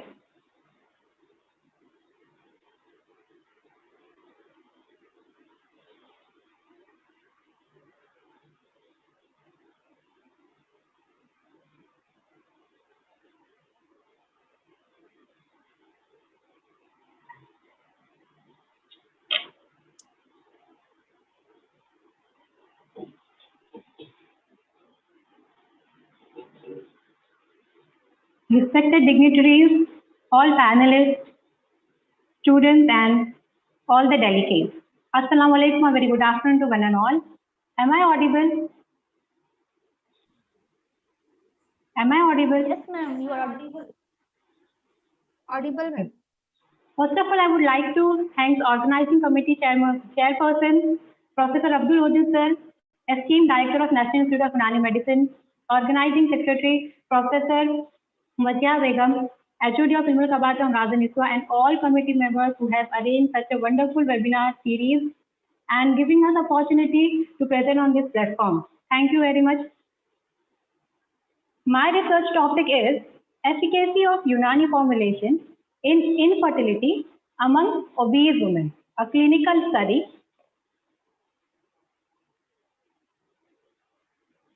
I'll be going to talk on introduction, research methodology, results, Discussion and conclusion of my research. The obesity is a rapidly growing worldwide phenomena. It is mainly because of the increased sedentary lifestyle and increased calorie intake. Obesity has a detrimental effect on infertility because it disrupts the neuroendocrine system and ovulation function. Data has shown that probability of pregnancy is reduced by 5 per unit of BMI exceeding 29 kilograms per meter square. According to WHO, incidence of infertility worldwide is 45 to 52 million, and in India, it is 13 to 19 million. And data has shown that 1/4 obese infertile women have an ovulation. And those having an ovulation, most of them, 90% of them, has a polycystic ovarian disease. So this PCOS, there is a link in between obesity and infertility. Here I'll give you an explanation how obesity is associated with the infertility. In the obese individual, there is increased secretion of leptin and decreased secretion of adiponectin. These are the two adipokines which get secreted from the adipose tissue. So this adiponectin is related with the insulin sensitivity because it increases the glucose uptake of liver and skeletal muscle. But in obesity, there is a reduction in adiponectin that leads to the insulin resistance. So it leads to hyperinsulinemia. So increased insulin level, it synergizes the action of LH. Okay. So this LH increases the intra-ovarian androgen, that is a testosterone production. And this increased testosterone is responsible for arrest of follicular growth. So it is associated with the anovulation. In the same way, in obese individuals, the metabolism of cortisol has increased. Am I audible?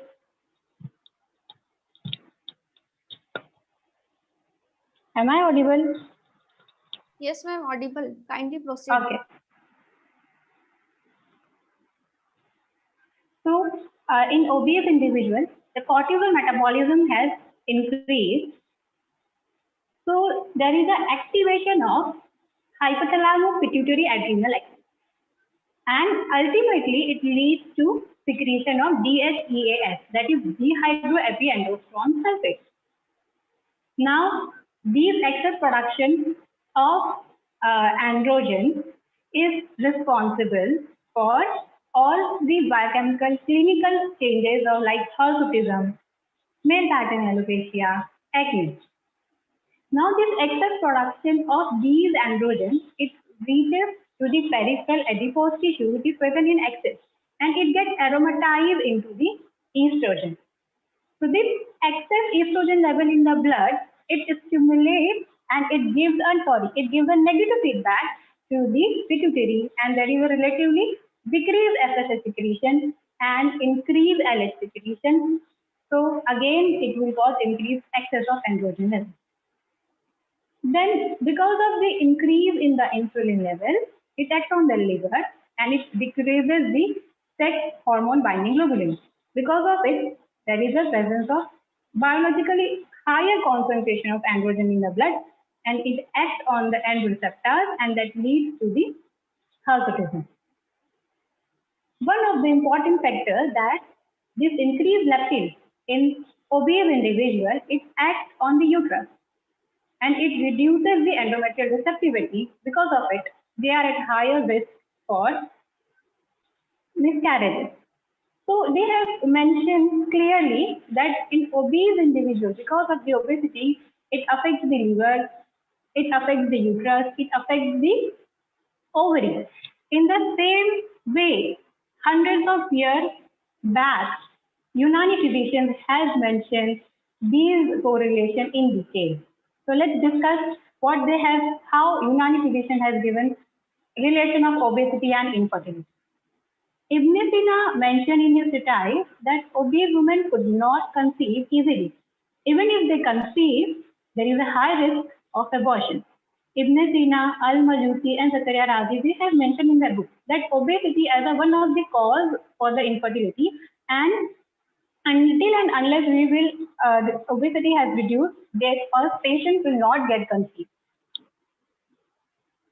And Ibn Sina has mentioned in his treatise, Al-Qanun 66, that amenorrhea is associated with obesity, infertility, increased ovarian volume, fasade mani, that is an ovulation, and such a woman resembles a man.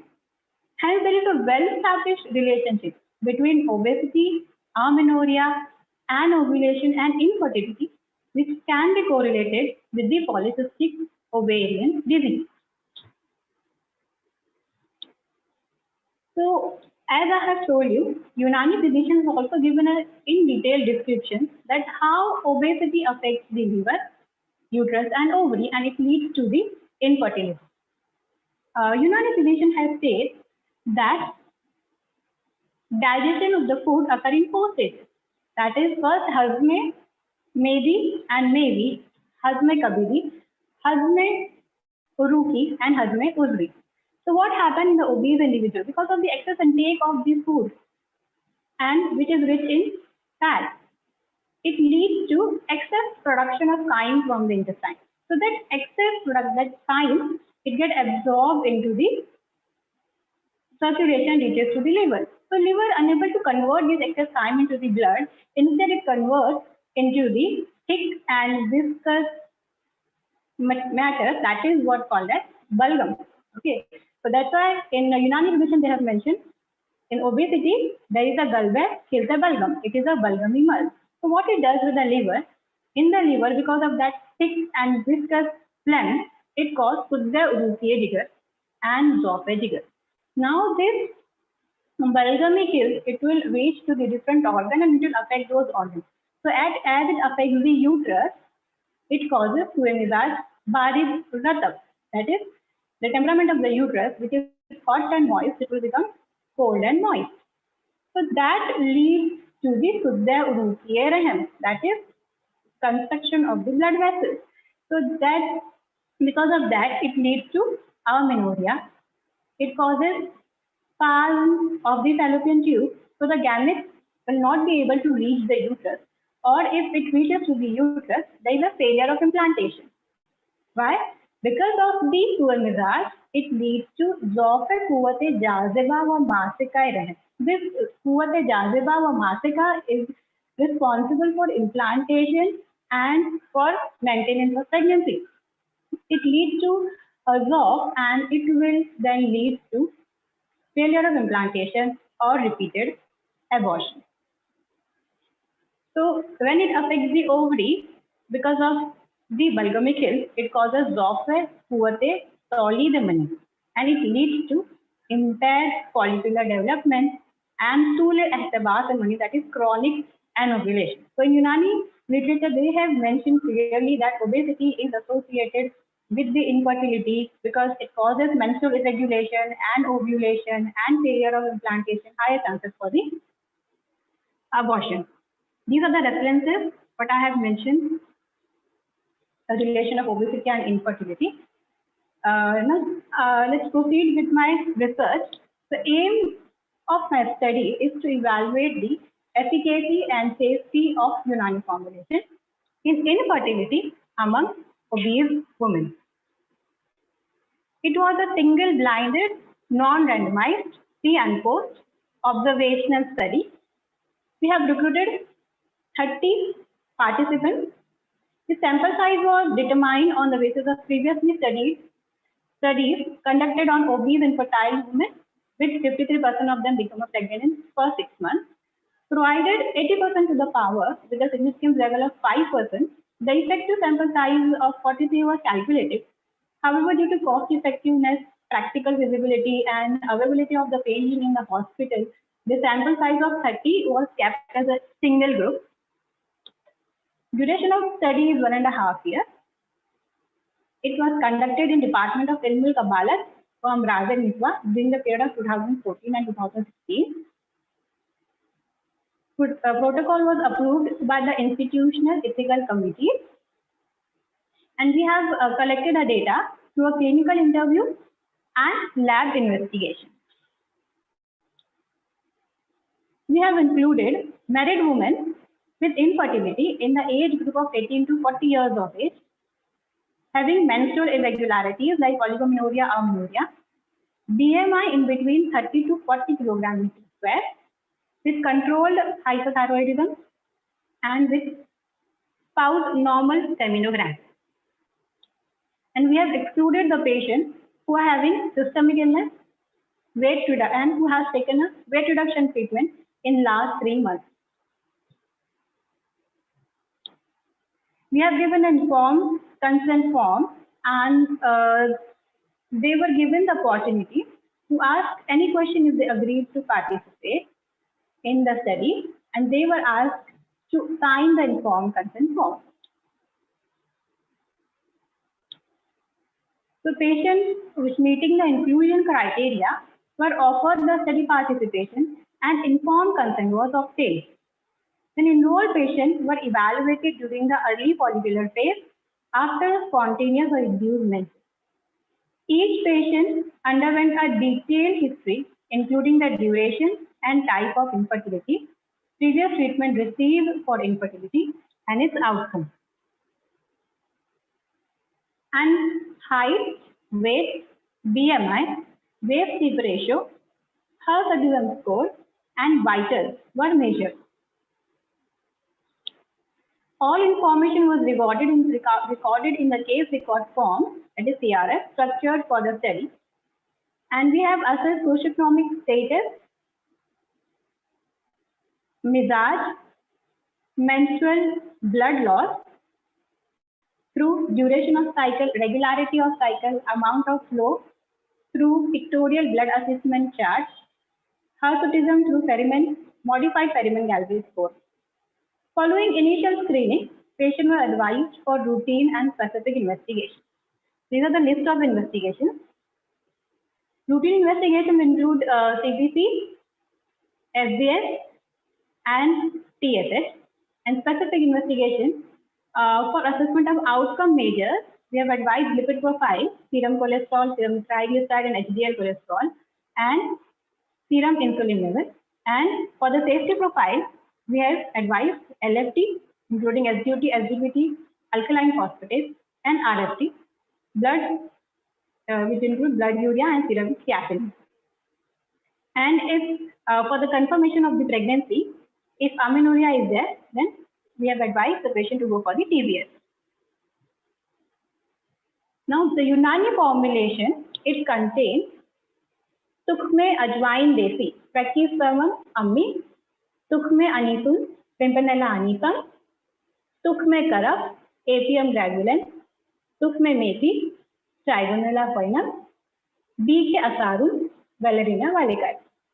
This formulation has been taken from Bayaz-e-Kabir. The criteria for selection of a drug, as I have mentioned, that obesity leads to the menstrual irregularities and ovulation, and it prevents the conception. So the medication, it possesses the qualities which reduces the obesity, like Mujaffif, Mulattif, Munzija Balgam, Mu'arrik, Muhallil, Musakkim, and Mudirre-Bol properties. And it helps in the menstrual regulation because it has the properties of Mukavviya Jigar, Mufatta Sudar, and Mudirre has properties. And it helps in conception because it has a Mukavviya Ba, Muvallide Mani, which helps in ovulation, and Moyane Hamad, which helps to maintain the pregnancy.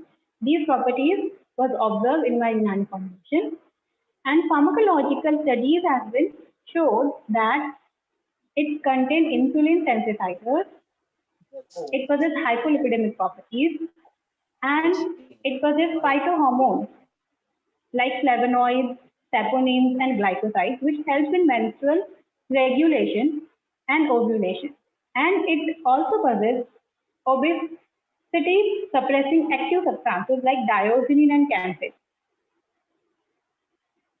So method of preparation of drugs. So all dry fruit drugs were cleaned and crushed and mixed in equal quantity in an IUM pharmacy. Drugs was dispensed in self-locking packets for 2 months and advised to use continuously irrespective of cycle days in the form of decoction orally. Patients were instructed to prepare decoction by boiling 12.5 gram of the drug in 300 ml of the water to make it 1/3, that is 100 ml, and use twice daily. 300 ml of bottle was given to the patient with the marking of 100 ml for measurement. Duration of protocol therapy is 2 months and follow-up during treatment once in a month for 2 months and after treatment once in a month for 1 month. To ensure blinding, medication was dispensed in a self-locking packet. Compliance with the medication was monitored on monthly visits with dispensing packets to receive the remaining treatment. The most important part of my study, that is the primary outcome measures, through which we have assessed the efficacy part.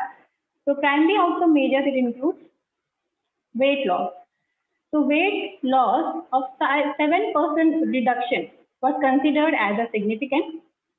Menstrual regulation, we have noted regularity of the cycle, changes in the duration of cycle, duration of flow, and amount of flow. Amount of flow was assessed by pictorial blood assessment chart. And then primary important part is conception. So if amenorrhea is present, we advise the patient to go for the uterine pregnancy test and CVS for the confirmation. Secondary outcome measures, it includes BMI. So 5% reduction in the BMI was considered as a significant. 5% reduction in the lipid profile and serum insulin was considered as a significant. Assessment of safety through clinical symptoms, biochemical assessment through liver function test and renal function test. Adverse effect documentation, we have observed slight adverse effects like stomatitis and gastritis. It is mainly because the mizaj, temperament of the medicine is har yabis, that is hot and dry. So we instructed the patient to continue the medicine with the gulkan, which is considered as a badraka. So we evaluated the 166 patients for eligibility. Out of that, 41 were denied to participate, and 125 were willing to participate. So they investigated, and 95 was excluded because of these reasons like overweight, male factor infertility, some were having a tubal factor infertility, and we included the 30 patients in our study. So 28 patients completed the study, and there were 2 cases lost to follow-up after treatment. We analyzed 30 patients as last observation carry forward method. Now come to the results. In my study, most of the patients were in the age group of 20 to 30 years of age. Mean age at marriage was 19. Married mean years of married life 6 to 7 years. Most of them were having a primary infertility, and duration of infertility is around 4 years. They belong to upper lower socioeconomic status. Most of the patients belong to the upper lower socioeconomic status, and they had a predominance of bulgamic hill. And it is in accordance with the Unani literature that they have mentioned that in obesity there is a bulbar hill bulgam that leads to the infertility. So all the parameters in this pre and post treatment, it was not significant. So it indicates that this drug is safe. As renal function test, which include blood urea and serum creatinine, the result was insignificant.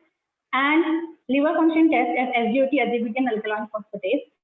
So it pre and post value, it indicates that results are insignificant. So it indicates the safety of the drug. So in the primary outcome measures, we have seen that weight loss has been observed in 80% of the patients, menstrual regulation in 67% of the patients, but conception rate was 0 during the study period, but 10% of the patients that got conceived 2 months after the completion of the study. And literature has already mentioned that for weight reduction, then correction in the HPO axis, menstrual regulation and conception, ovulation and conception, it takes at least 6 months. And here I was having only 3 months of duration of study. So that is the reason for that short duration of study. In secondary outcome measures, there is a reduction of BMI in 80% of the participants, lipid profile in 40% of participants, and fasting insulin in 20% of participants.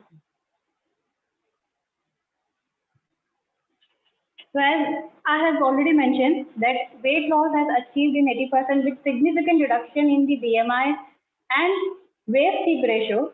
This is attributed to the qualities of the Unani formulation as mentioned in the Unani drug, that it possesses mujaffif, that is desiccant, mulatif, demulcent, mu'arrik, diaphoretic, musakkin, calorific, mudirribol, diuretic, mahallil, resolvent, munzije balgam properties.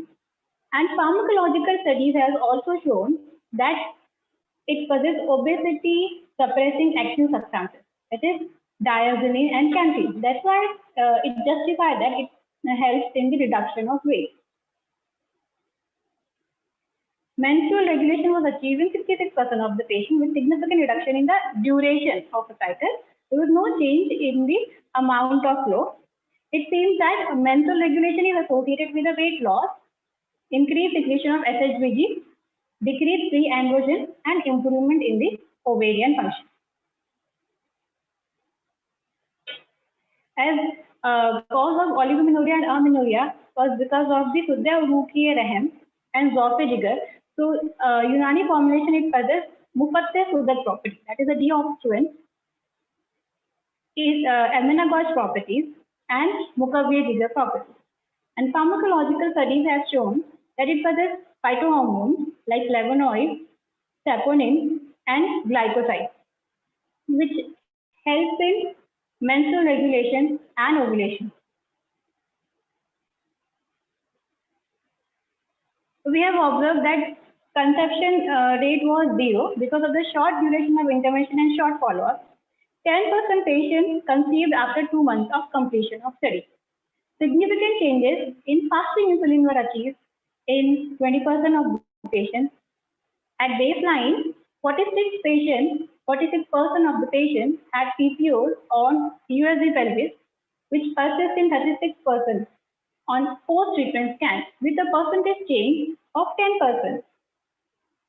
So significant difference is also seen in Hirschsprung score. So conception has achieved, but that is after the treatment. And pharmacological studies have shown that Tukme and Tukme Hulva, it possesses insulin sensitizing properties, like because of the presence of phenolic compounds, alkaloids and flavonoids in Tukme and amino acids for hydroxyisoleucine in Tukme Hulva. And Unani formulation, in Unani literature, they have mentioned that Unani formulation possesses Mukavya Ba, aphrodisiac, Muvalide Mani, which helps in ovulation, and Moyane Hamal, which prevents the miscarriages. These properties are present, so that's why it helps in the conception. Unani formulation was proved to be safe as all safety parameters are within the normal limit with no or minimal adverse clinical manifestations during the study period, thus validating the safety of Unani formulation. Moreover, the ingredients of Unani formulation are hepatoprotective and nephroprotective, thus nullifying the adverse effects of test drug. Limitation of the study. as I have already explained, the short duration of intervention and loss of long-term follow-up, because at least 6 months is required for the conception. So in future, additional research is needed by comparing the Unani drug formulation in one group with a lifestyle modification in another group on large sample size, at least for 6 months, for better treatment outcome. So it can be inferred that Unani formulation is effective in infertility among obese women and hence can be used in infertile patients with obesity and PCOD. These are the references.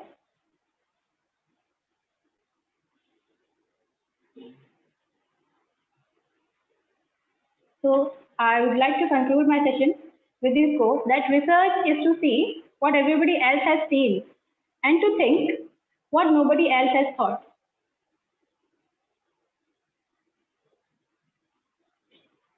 Before thanking, I would like to thank my guide for her support during my PG period, during my dissertation preparation, for her supervision, her professional expertise, her valuable suggestions, her dedication, in-depth knowledge, strong work ethics, and scholarly guidance at each and every step of my research.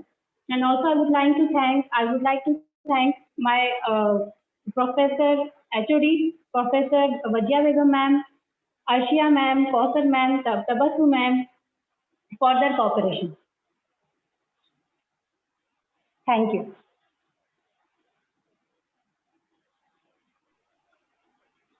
Thank you, Dr. Khan Sabha ma'am, for the excellent presentation.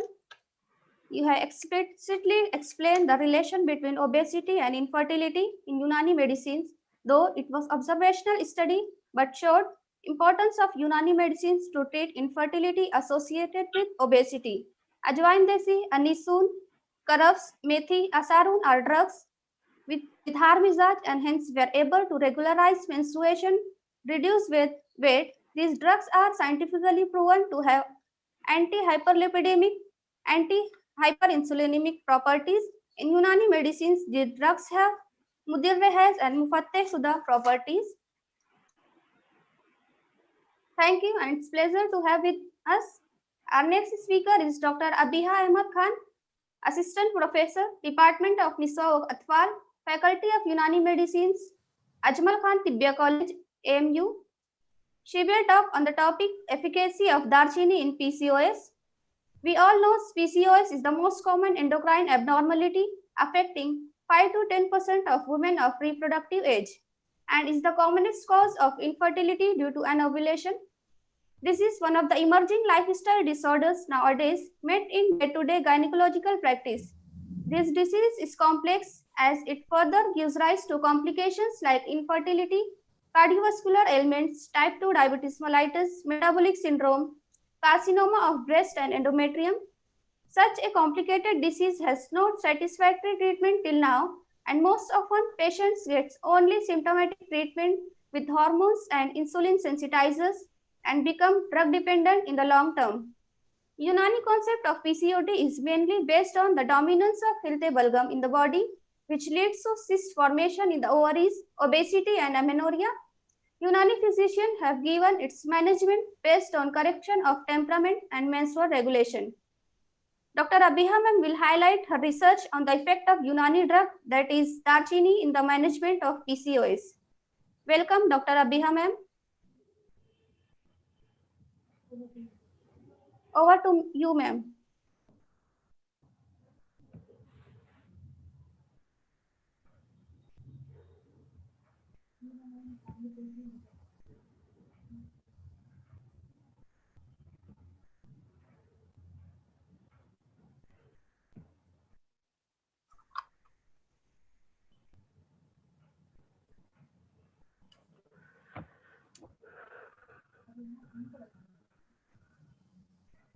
Okay, am I audible to all of you?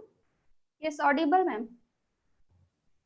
Okay, so I'll be speaking on the research topic, efficacy of Darchini in the management of polycystic ovarian syndrome, a randomized clinical study.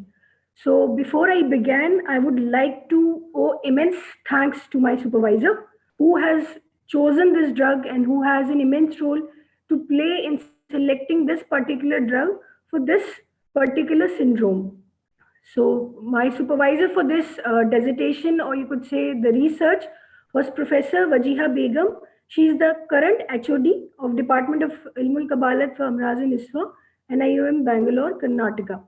So let's quickly begin with the slides. I'll be taking you through the introduction, the patients and methods, what were the results and what was the discussion regarding this research, what were the comments regarding this particular research, and where I have drawn the references from. So we all know that polycystic ovarian syndrome is an extremely common disease, or you could say a syndrome which is affecting 4 to 12% of women in their reproductive age group. Earlier, it was called as polycystic ovarian disease because it was only considered like it is happening in the ovaries. So it was given the name PCOD. But now, since it has evolved so much and involves multiple systems, including the liver, especially because it causes insulin resistance, so it has been named as polycystic ovarian syndrome, since the etiology stays still unclear. So a huge number of PCOS show a condition of insulin resistance and hyperinsulinemia. So there is evidence of insulin resistance both in the females who are lean as well as who are obese. So we cannot deny the fact that the females who are lean will not have this insulin resistance, but as it is commonly seen in both the you could say both the types. The females who are lean are also presenting with insulin resistance, and the female, especially who are obese, they have a higher rate or higher chances of having insulin resistance. So why I personally chose this topic and why ma'am had an interest in this particular topic was it has a huge economic burden, because it's not only the gynecologists who are treating this particular syndrome, it's the endocrinologists, it's the cosmetologists. There are a group of people who are treating this particular syndrome. So the anticipated economic burden which we saw globally in the most developed countries, you could say in the USA, was found out to be $4.37 billion annually, which is a huge health and economic burden on the country. So a USA, which is so developed, could not cure this particular syndrome. So if you talk about India, which is still developing, so we didn't have any data regarding the economic burden on our country. So we thought that why not try and find out some solution which is much cheaper than the other options available in this particular in the management of this particular syndrome.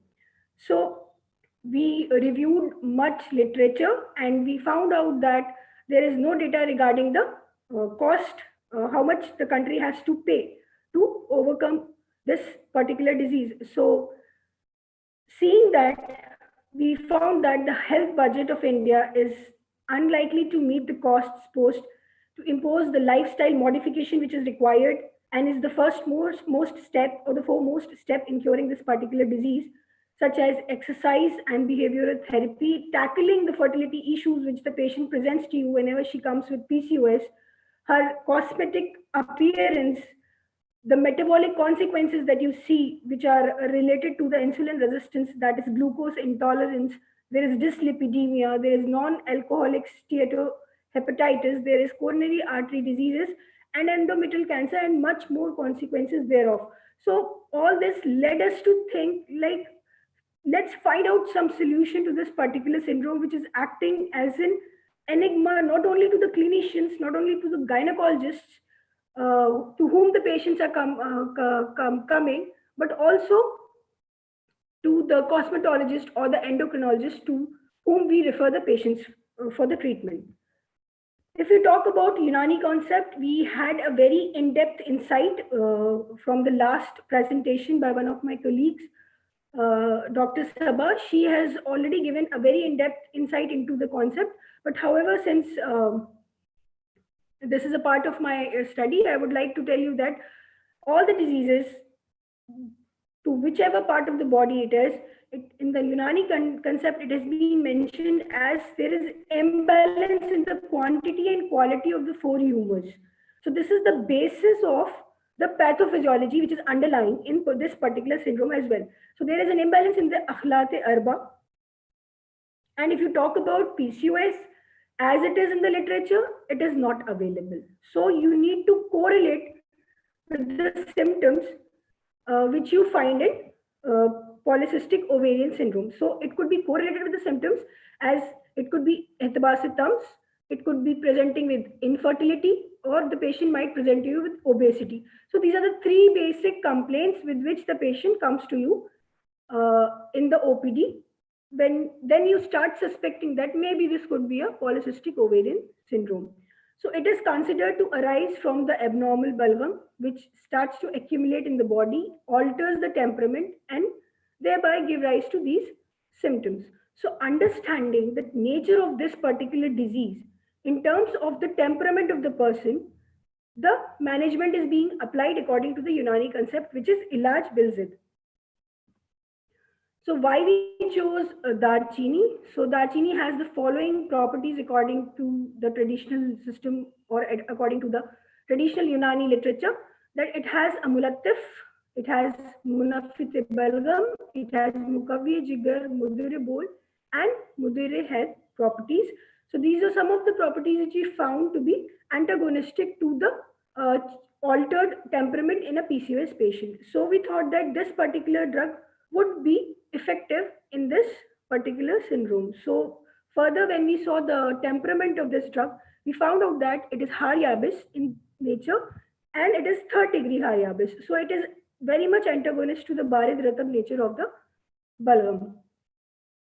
Now, again, we thought that what should we do? Should we compare it with the placebo? Should we compare it with the standard treatment? So let me tell you that metformin is being accidentally discovered for the management of PCOS. So it is never like that metformin is a standard therapy for PCOS. But then it was increasingly given during management of polycystic ovarian syndrome, seeing that it has improved the insulin resistance in such females. It is also shown to improve the conception rates in such women. So metformin was chosen rather than the placebo. Now we had certain similarities between the 2 drugs. So whenever you choose a standard treatment, you try to see whether the drugs are comparable or not, whether they have the same mechanism of action or not. So since we took Darchini, or you could say we took cinnamon xenolicum, so we tried to compare the literature available of both the drugs. So in vivo in vitro studies were performed on Darchini, and there are vast literature available online. So what we found that cinnamon, it makes the fat cells much more responsive to insulin. And it has a polyphenol type A polymer, which is called as the procytine. It is extracted from the cinnamon, and it stimulates autophosphorylation of the insulin receptor and inhibits the protein tyrosine phosphatase 1. This causes an increase in glucose uptake and the glycogen synthesis in the cells. Further, it was seen that it decreases the levels of glucose, triglyceride, and LDL cholesterol in people with type 2 diabetes mellitus. So we were able to see that it has a role in reducing insulin resistance. Also, it is going to have an effect on the obesity. So obese people will have some decrease in their cholesterol levels when Darchini was given. So overall, it was improving the condition of the patient. If you talk about metformin, it is a biguanide compound and activates glucose transporters, which allows the passage of glucose into the hepatic as well as the muscle cells.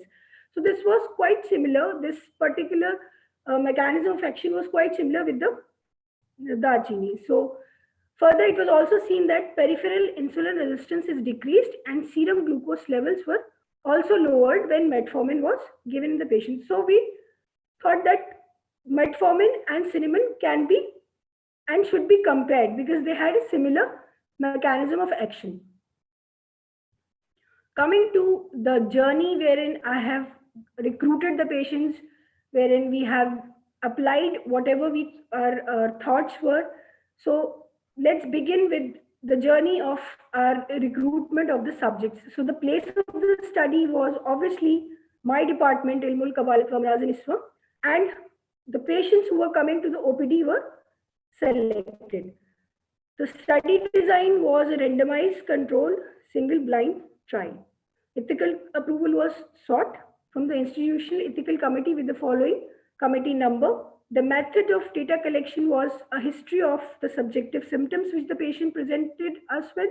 Like the patient had irregular periods, the patient had either infertility or fertility, or had hoarseness of voice or hirsutism. So the patients with all these complaints, which were very similar to polycystic ovarian syndrome, were recruited. And apart from that, we also did certain biochemical measurements to include in our study. So the inclusion criteria was females, either married or unmarried, in the age group of 18 to 42 years, and who had polycystic ovarian syndrome according to the universally accepted criteria, which is the Rotterdam criteria. So Rotterdam criteria has 3 points. Any two out of the three should be positive to designate that the patient has polycystic ovarian syndrome. So Rotterdam criteria includes either the patient should have irregular periods in the form of amenorrhea or oligomenorrhea or menometrorrhagia or anovulation. Apart from that, the second point included the patients who have hyperandrogenism characteristics, which could be clinically evident, or which could be biochemically measured. Apart from that, the third criteria which they included was the presence of polycystic ovaries in the USG. So any two out of the three were considered to be included in the polycystic ovarian syndrome. So further, the informed consent form was handed over to the patient. The patient was counseled. The patient was explained the entire protocol, and if the patient was willing to participate in the study, the informed consent form was signed and the patients were included. The exclusion criteria was if the woman was pregnant or if she was lactating, if she has hyperprolactinemia, if she was suffering from any systemic disease, thyroid dysfunction, if she had severe gastritis, malignancy, or if she was on any hormonal therapy within 3 months prior to the study enrollment. So these females were excluded. Sample size was chosen to be 40. The reason we chose the sample size to be 40 was we analyzed the patients coming to our OPD, and based on that, we chose the sample size to be 40. And the patients who had the complaints which were similar to PCOS were included. The biochemical measurements included the subjects who were enrolled in the study were given the opportunity to undergo the following investigations. They were day 2, day 3, FSH, LH, and prolactin were done. On the day 21, serum progesterone levels were done in the same cycle. Serum free testosterone, fasting blood sugar levels to assess insulin resistance, and ultrasonography to look out for any other pelvic pathology. As for polycystic ovaries was done at baseline and after 2 months. Apart from that, to evaluate the safety of our drug, we did certain routine investigations like CBC with ESR and routine urine microscopic. Along with that, we did a safety profile which included LFT and RFT.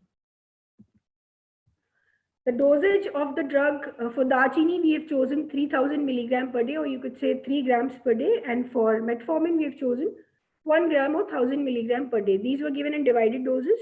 The dose which we have chosen for Dachini was based on the Unani literature, which is given, the dose has been given in a range of 3 grams to 7.5 grams per day. But when we searched the literature online, we found that majority of the studies have taken up 1500 milligram per day for Dachini. The reason being why we chose 1000 rather than going for 1500 was since it was the standard or the minimum dose, you could say, which was available in the literature. Apart from that, 1500 milligram is a very minimalistic dose in comparison to the Unani literature.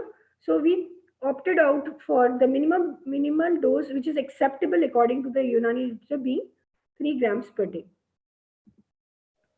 How did we prepare these drugs? How we were able to mask, or you could say, bring a similarity or bring a blinding thing to this particular protocol, or you could say the research. So what we did was we prepared both the drugs in capsule forms. So the Darchini capsules, the Darchini of high reputation was brought from Sri Lanka and is called as Ceylon cinnamon. So these were prepared, the Darchini capsules, we all know that they're not available commercially. So what we did was we brought sticks of Darchini from Sri Lanka. We powdered and ground the Darchini sticks in the institute's dispensary itself, and we filled in the capsules. And each capsule had a capacity to fill in 750 milligram of the powdered herb. Similarly, metformin tablets are available. Capsules are not available commercially. So we brought the tablets from Cipla Ocamet, and with the trade name Ocamet from Cipla Pharmaceuticals. And these tablets were grounded. They were filled in capsules. The capsules were in very similar in shape and size and color to the cinnamon capsules. So they were also prepared in the dispensary. A voucher specimen for both have been preserved in the Department of Pharmacology, in the laboratory of the Department of Pharmacology, National Institute of Unani Medicine, Bangalore, to further retrieve if at all required. How did we store our drug to dispense to our patients? What we did is, the packets which were containing the capsules were numbered. They were kept in a container. Each packet was randomly picked from the container. It was recorded on the randomization chart, and they were given to the subjects who were fulfilling the inclusion criteria. So we downloaded the randomization chart from the internet, and you could get it from www.randomizationchart.com if at all you require. So that was generated online, and the patients were allocated the drugs randomly. The cycle was repeated for each patient for all the 40 study subjects which were included. At every weekly visit, we did a waist-hip ratio, weight and height to calculate the BMI. They were all recorded in the case record forms. My outcome measures were, the primary study outcome measures were basically the resumption of regular menstrual cycle, which is the first and foremost complaint of the patient when she presents to you with a case of polycystic ovarian syndrome. The second was any change in the fasting blood sugar levels to check for insulin resistance. Post-ovulatory progesterone on day 21 to record her ovulation. And the secondary outcome measures included the change in BMI and the waist-hip ratio. Talking about the statistical analysis, descriptive and inferential statistical analysis with the intention to treat was carried out for all women who completed the study. Students' t-test two-tail independent was used to compare continuous outcomes. Students' t-test two-tail paired was used to compare within group continuous outcomes. So here I present to you the result and discussion of my study. So this enrollment of the subjects, it began in the month of December 2014 and was completed in the year 2016 March. So 141 women were screened, 40 women were enrolled in the clinical trial, 20 women were randomized to receive cinnamon capsules, and 20 were randomized to receive metformin. So this is a flow chart which gives an overview of my study. So there were 141 subjects who were assessed for their eligibility. We excluded 101, out of which, why we excluded 101? Because there were 56 who refused to participate, and 45 had an associated hypothyroidism with the syndrome. So we had to include these 101 patients. The patients who were randomized were 40. Test group included 20. Control group included 20 patients. Patient conceived in the test group was 1 during the trial. Patient conceived in the control group was again 1 in the control group during the trial. So we analyzed 19 patients in the test group and 19 in the control group. So control group. These were the baseline characteristics. These are very much similar in both the groups, as you could see through this table. Talking about the improvement in the duration of cycle, which is the primary outcome, there was percentage change in the cycle duration in the test group, found out to be 51.9% from the baseline, and in the control group, it was found out to be 63.1%. This could be due to the insulin mimetic properties which are found in our test drug, that is cinnamon. And further, the same results were shown by a study from Court and Lobo. They also showed significant improvements in the menstrual cyclicity, which has a similarity with our study, but they used it and they compared the drug, you could say the cinnamon with the placebo rather than the standard drug. Talking about changes in insulin resistance, so we couldn't find out any significant difference in the insulin sensitivity in both the groups. So the results were therefore comparable.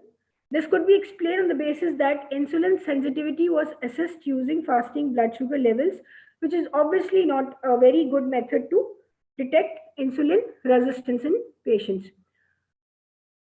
Other studies which I've correlated or I have gone through, they have used HOMA-IR, QuickEye, OGTT, and Matsuda insulin resistant index or euglycemic clamps for their studies. However, they were also not able to clearly differentiate or showed any improvement in the normal insulin sensitivity. Coming to the serum post-ovulatory progesterone.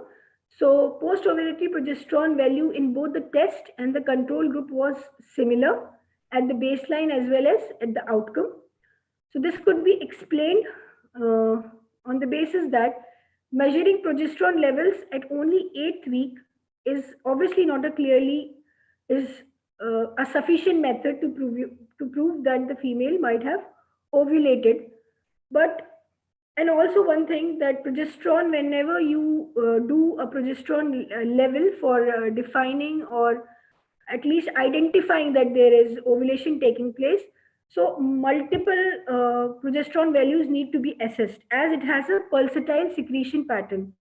Hence, we cannot, with a single level or with a single test, we cannot always say that the patient is having, or we cannot always imply that the patient is having ovulatory disturbance.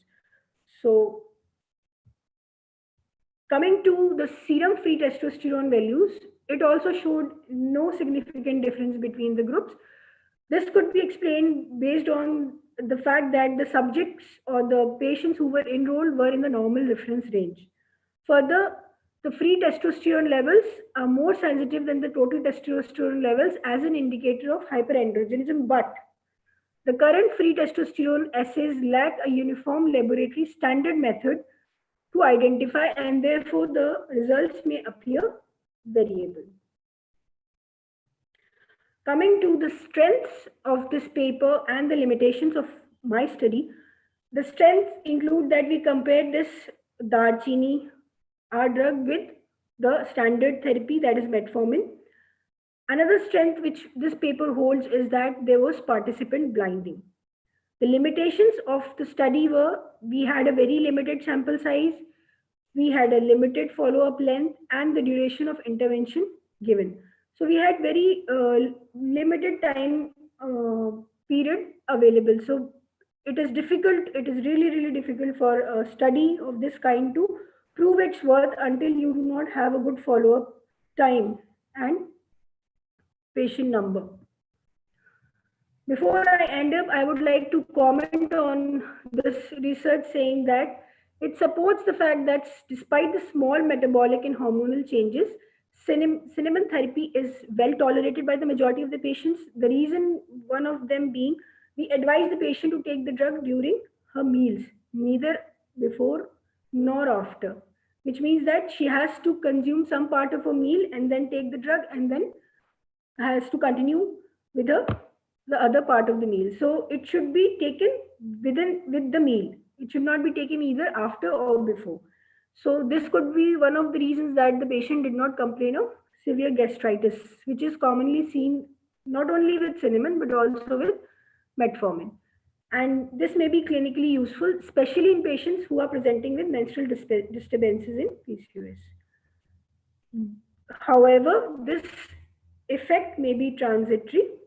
A prospective double-blinded randomized trial with a larger sample size and with a longer follow-up is definitely required to further evaluate this.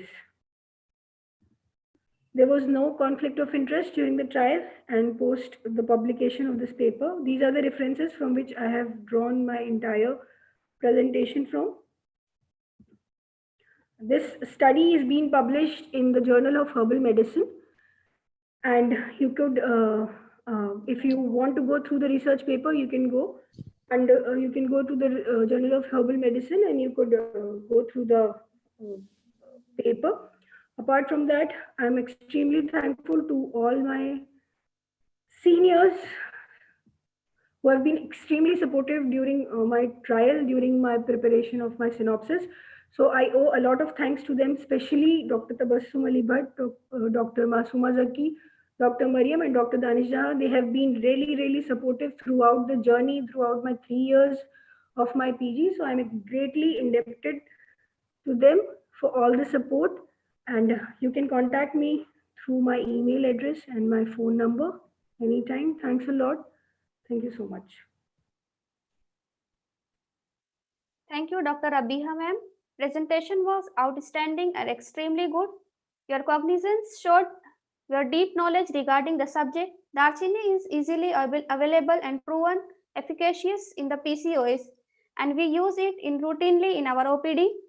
It is reported in many studies to have insulin sensitizing property, as insulin resistance play important role in pathophysiology of PCOS. So Darchini is effective to overcome this. Thank you, ma'am, for such an informative presentation. Pelvic organ prolapse is one of the common clinical conditions met in day-to-day gynecological practice, especially among the Paris women. It is a major health concern affecting millions of women worldwide. It is a silent disorder with a huge impact on women's quality of life and is frequent indication for gynecological surgeries. The global prevalence is estimated between 2 to 20%, whereas its prevalence is found to be 15 to 20% in Indian women below 45 years of age, who have been pregnant at least once during her lifetime.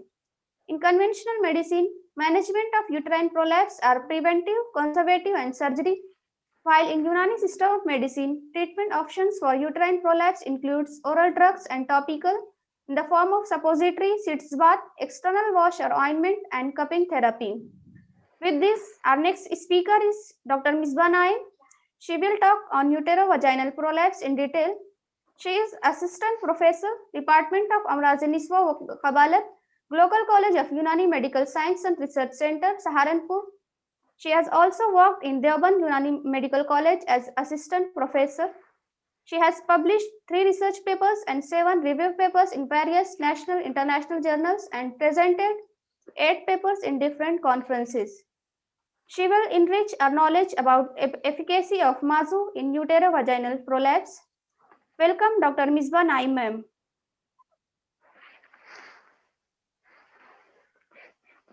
Hello, am I audible?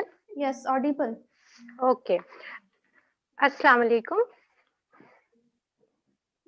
Can you share my screen?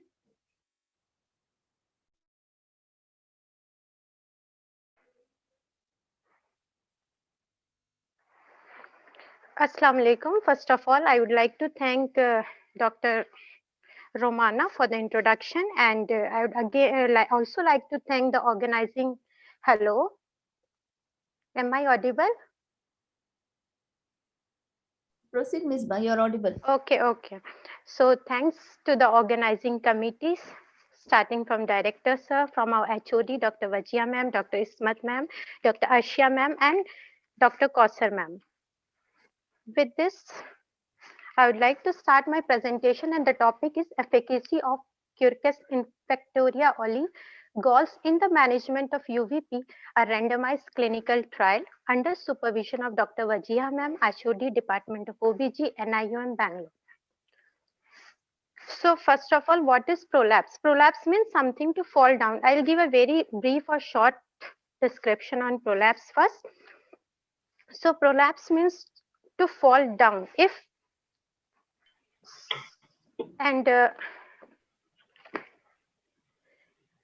As we know, uterovaginal prolapse, it is something that every woman is exposed to the risk of, right? Why? Because when we stand or when a woman stands, the pelvis, it directly opens to the outside. The three tubes, that is the bladder, the vagina, and behind the rectum, all these open directly to the outside. So if there is any increase in the intra-abdominal pressure, so it will lead to the descent of these organs and thus prolapse occurs. So and this uterovaginal prolapse is the uterine prolapse which results from the weakness of the support of the uterus, bladder, and bowel, leading to the descent from their normal position through the vaginal opening. Usually it is not life-threatening, but it is important. Why? Because the symptoms are embarrassing and they are causing difficulty in the daily life. So this is the normal position of the uterus, that is the anteverted and anti-flex position. First of all, I will give you the anatomy, a very short view of the supports of uterus, because it is very important in the case of uterovaginal prolapse. Why it is called uterovaginal prolapse? Because when the uterus descends, it is always associated with some kind of vagina prolapse. So it is called uterovaginal prolapse. And broadly, we decide the supports into two parts, that is the muscular support and the ligamentous support. Muscular support is nothing but the three muscles which cover the lower part of the pelvis, and they are fan shaped. They cover the pelvis from the lower side so that the organs, they are supported, and these muscles are the pubococcygeus muscle, iliococcygeus muscle, and the ischio-coccygeus muscle. So these muscles, they are the voluntary muscles, and the ligamentous support is by the ligaments which are surrounded around the cervix, and these are the three ligaments that are the transverse cervical ligament on both the lateral side, also known as Mackendorf ligament, also known as cardinal ligament. The uterosacral ligament, as the name suggests, it is behind. It connects the uterus to the sacrum, and the pubocervical, it connects the pubis symphysis to the cervix. So it is in front. So all these ligaments, they form a rim around the cervix. Thus, they hold the cervix in position, and in turn, the uterus normal position is also maintained. And the third support is nothing but the anteverted position of the uterus, or the anteversion, and that is the normal position. This also is due to these ligaments. This also is due to these ligaments only. Now, these are the three levels of support which is usually described in books, and they are the level 1 support, that is the upper support. These are again the same. Level 1 are the ligament, level 2 are the fascia, that is the pubocervical fascia, rectovaginal, through which the uterus can't descend anteriorly or posteriorly, or the anterior organs, they can't descend. And lower third is the perineal membrane or the urogenital diaphragm. Now, as we know, this is the normal position of the uterus, and when uterus lies in this position, see, anteversion means between the long axis of vagina, V for version, and cervix, and anteflexion is something between the long axis of cervix and the body of the uterus. It is about 1. So when it is pressed from upside, see, the uterus is already bent and it will be forced like this down. It will not descend like this. So this normal position, once till it is maintained, there will be no descent as long as the normal position is maintained.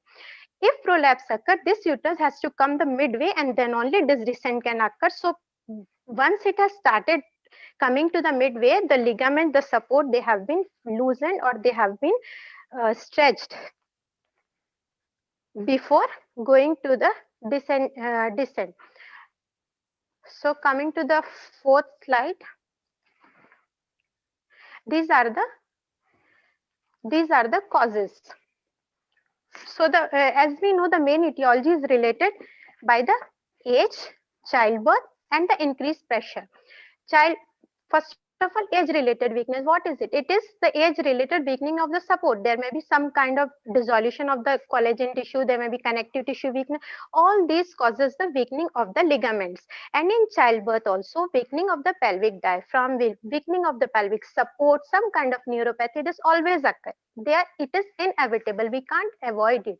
So repeated and frequent childbirth, if proper space is not given in between the births, or there is faulty management at the time of labor, or there are home deliveries, these all leads to the this weakening of the supports or stretching of the ligament, and thus it causes prolapse. Then increase intra-abdominal pressure. It may be due to heavy exercise, it may be due to obesity, or it may be due to chronic cough, pelvic masses, weight lifting, etc. All these causes increased abdominal pressure, which will lead to prolapse. Then these are the symptoms by which the patient presents to us, like something coming out of vagina, dragging sensation in the lower abdomen and groin, increased frequency of micturition. There may be stress incontinence. There may be a bearing down sensation, like something is coming. Coital problems may be there, and there may be difficulty in voiding urine. This difficulty in voiding urine and stress continence, increased frequency. This may also present with cases of UTI. So all these are the common complaints which we get in the prolapse. Now next slide. This is the classification of prolapse. Broadly, we classify the prolapse into by different method. This classification is given, and this on the screen is the Shaw's classification. In Shaw's classification, they have taken the reference point as the level of introitus, vaginal opening or the introitus. They have taken as the reference point. So in normal, in the first picture is of normal, and in first degree we can see that cervix has come out, but it is still above the hymen. It is still above the introitus or vaginal opening. In second degree prolapse, cervix is at the level of vaginal introitus. You can see in third degree, this cervix has come outside the introitus, but the fundus is still inside. And the fourth one is the whole uterus is outside. We can also see the fundus, and this is procedentia. So this is the Shaw's classification, which is very common. Next slide is this again is the Shaw's classification, first picture, and second is the POPQ classification. It is one of the best classification of prolapse, and it is a quantification system of qualification. I haven't used this system, but because it was a little bit practically difficult, but it is the best system. I have used the third system, which is the Beden-Walker-Huffey system of classification. So if we see the management or the treatment of in conventional system of medicine, it is the pessary insertion.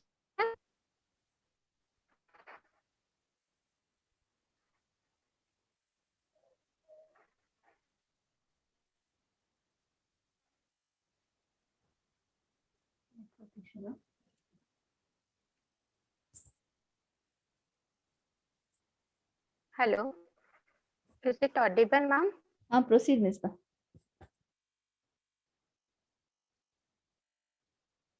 Hello.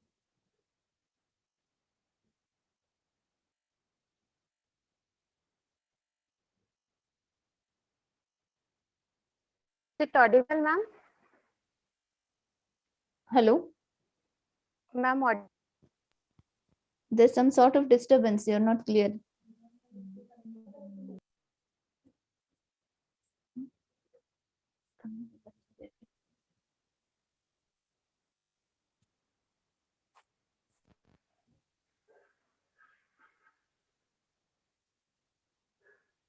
Hello. Misbah, proceed. Okay, ma'am. Okay. So in conventional system, we have the pessary insertion and the surgery. In pessary insertion, today's indication are those people who are unfit for surgery or only pregnancy if the prolapse is seen in case of pregnancy. Whereas surgeries, there are different surgeries. I think I have not to go in detail in this. This picture is of the Lefort colpocolysis, and there are different surgeries given by different name, by different technique. What they are doing, they are stitching the anterior wall, they are stitching the posterior rectovaginal septum, or they are closing both the walls. depending upon the condition of patient or the women, post-menopausal, young nulliparous, whatever. So 1/3 of all hysterectomies in post-menopausal women and 81% of the vaginal hysterectomies are performed for prolapse. So this is the most common indication for the Unani practitioners why we have to treat prolapse, because if we are not seeing in first or second degree, then it will go to third degree and procedentia, and then they will be on the waiting list for the hysterectomies. So first we treat. So in the so this is the need why we are treating these cases. Next slide. Unani, if we go in Unani system of medicine, it is called as Nutue Raham. Nutue Raham is the prolapse of uterus, and it is also known by different name like Khuruj Raham, Raham ka kharij ho jana. It is called Zalakhi Raham, Fisal jana Raham ka. It is called Istarkhai Raham. By different, Istarkhai means Dhila pad jana Raham ka. So there are different names, and in this disease, uterus descend beyond the normal position in vagina or outside the introitus. This is in the alag seed, and the risk factor they have mentioned is the old women having excessive rutubat, and it is caused by the accumulation of Gullies bulgum in the ligaments of uterus in Havi and in axillary it is given. So causes they have described very beautifully: external causes, internal causes, and obstetric causes. External causes they have given: falling from height, jumping, lifting weight, trauma to the uterus, shouting, fear, etc. And internal causes they have given: accumulation of the normal or the excess bulgum in the ligaments, causes weakness, which causes the uterus to loosen. And the obstetric causes are difficult labor, forceful pulling of placenta, dead fetus, precipitate labor. All these again are the causes mentioned in the modern medicine also. Then symptoms, again same symptoms are there: something coming in vagina, something falling down, or heaviness in the pelvis, obstruction in micturition, retention, etc. All are same signs they have discussed. That is a mass per vagina is the only sign. And they have, for prevention also, they have advised home deliveries in untrained hospitals, untrained midwives. They have also told to encourage hospital deliveries. They have asked to avoid intercourse for months, for strenuous exercises, etc. Basic principles also they have given that bed rest should be advised once the patient is diagnosed, and then first know the cause and then treat it. Manual replacement is, as much as we can do, it should be tried if possible. And if due to the excessive accumulation of humor, then we should use Qabiz Mukhavi drugs, and local drugs, local route of administration is used in case of prolapse, like Sidpat, douching, Humul, Farzaja, Abzan, Abdash, Trimat, cupping, etc. They have given very long regimens also to treat the prolapse. These are the picture of Cahun's papyrus, Hippocrates. So even in Cahun papyrus and Ebers papyrus, it is described. This pessary insertion treatment was also done in the olden days. This again is the same picture, and they have treated this by Qabiz drugs, by Jazib drugs, by Mujaffif drugs, and by Mukhaviya Raham drug. Based on this, so to evaluate the efficacy of our drugs for this disease, and on the basis of scientific parameters, we have selected this topic. So I have selected the drug Quercus infectoria galls, that is Mazu, for the efficacy in uterovaginal prolapse, as it possesses all the properties which have been used, like Qabiz, like Habis, like Mujaffif, like Nafe Nutue Raham. So I have selected this drug, and we have assumed that this drug contains tannin, and due to which it has got strong astringent property, and it may help the ligaments to be back in their position, and thus helps the uterus to be reverted back in cases of first and second degree. Objective was to evaluate the efficacy of Mazu or Quercus infectoria in UV prolapse, and second objective was to assess the improvement in the quality of life of women with uterovaginal prolapse. Methodology: this randomized single blind placebo controlled study was conducted in our department, NIUM Bangalore, during the year 14-15. Keeping in consideration the availability of the patient and limited resources, 60 patients were recruited. Patients were allocated randomly either to the test or the control group, and equal 30-30 in both the group. And randomization was done by computer generated simple randomization table. Prior to the initiation of study, protocol and informed consent were reviewed by the institutional ethical committee.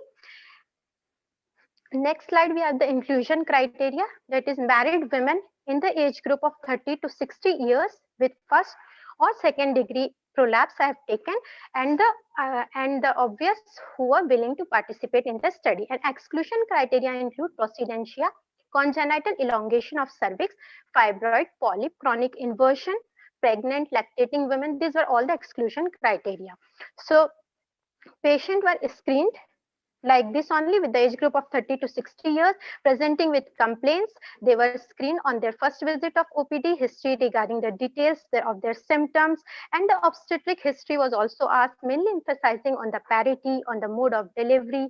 Then vaginal examination was done for all the patients to assess the degree of prolapse by bread and halfway system, which I have used, followed by stress test to check the urinary incontinence. And these are the baseline investigation which I have done.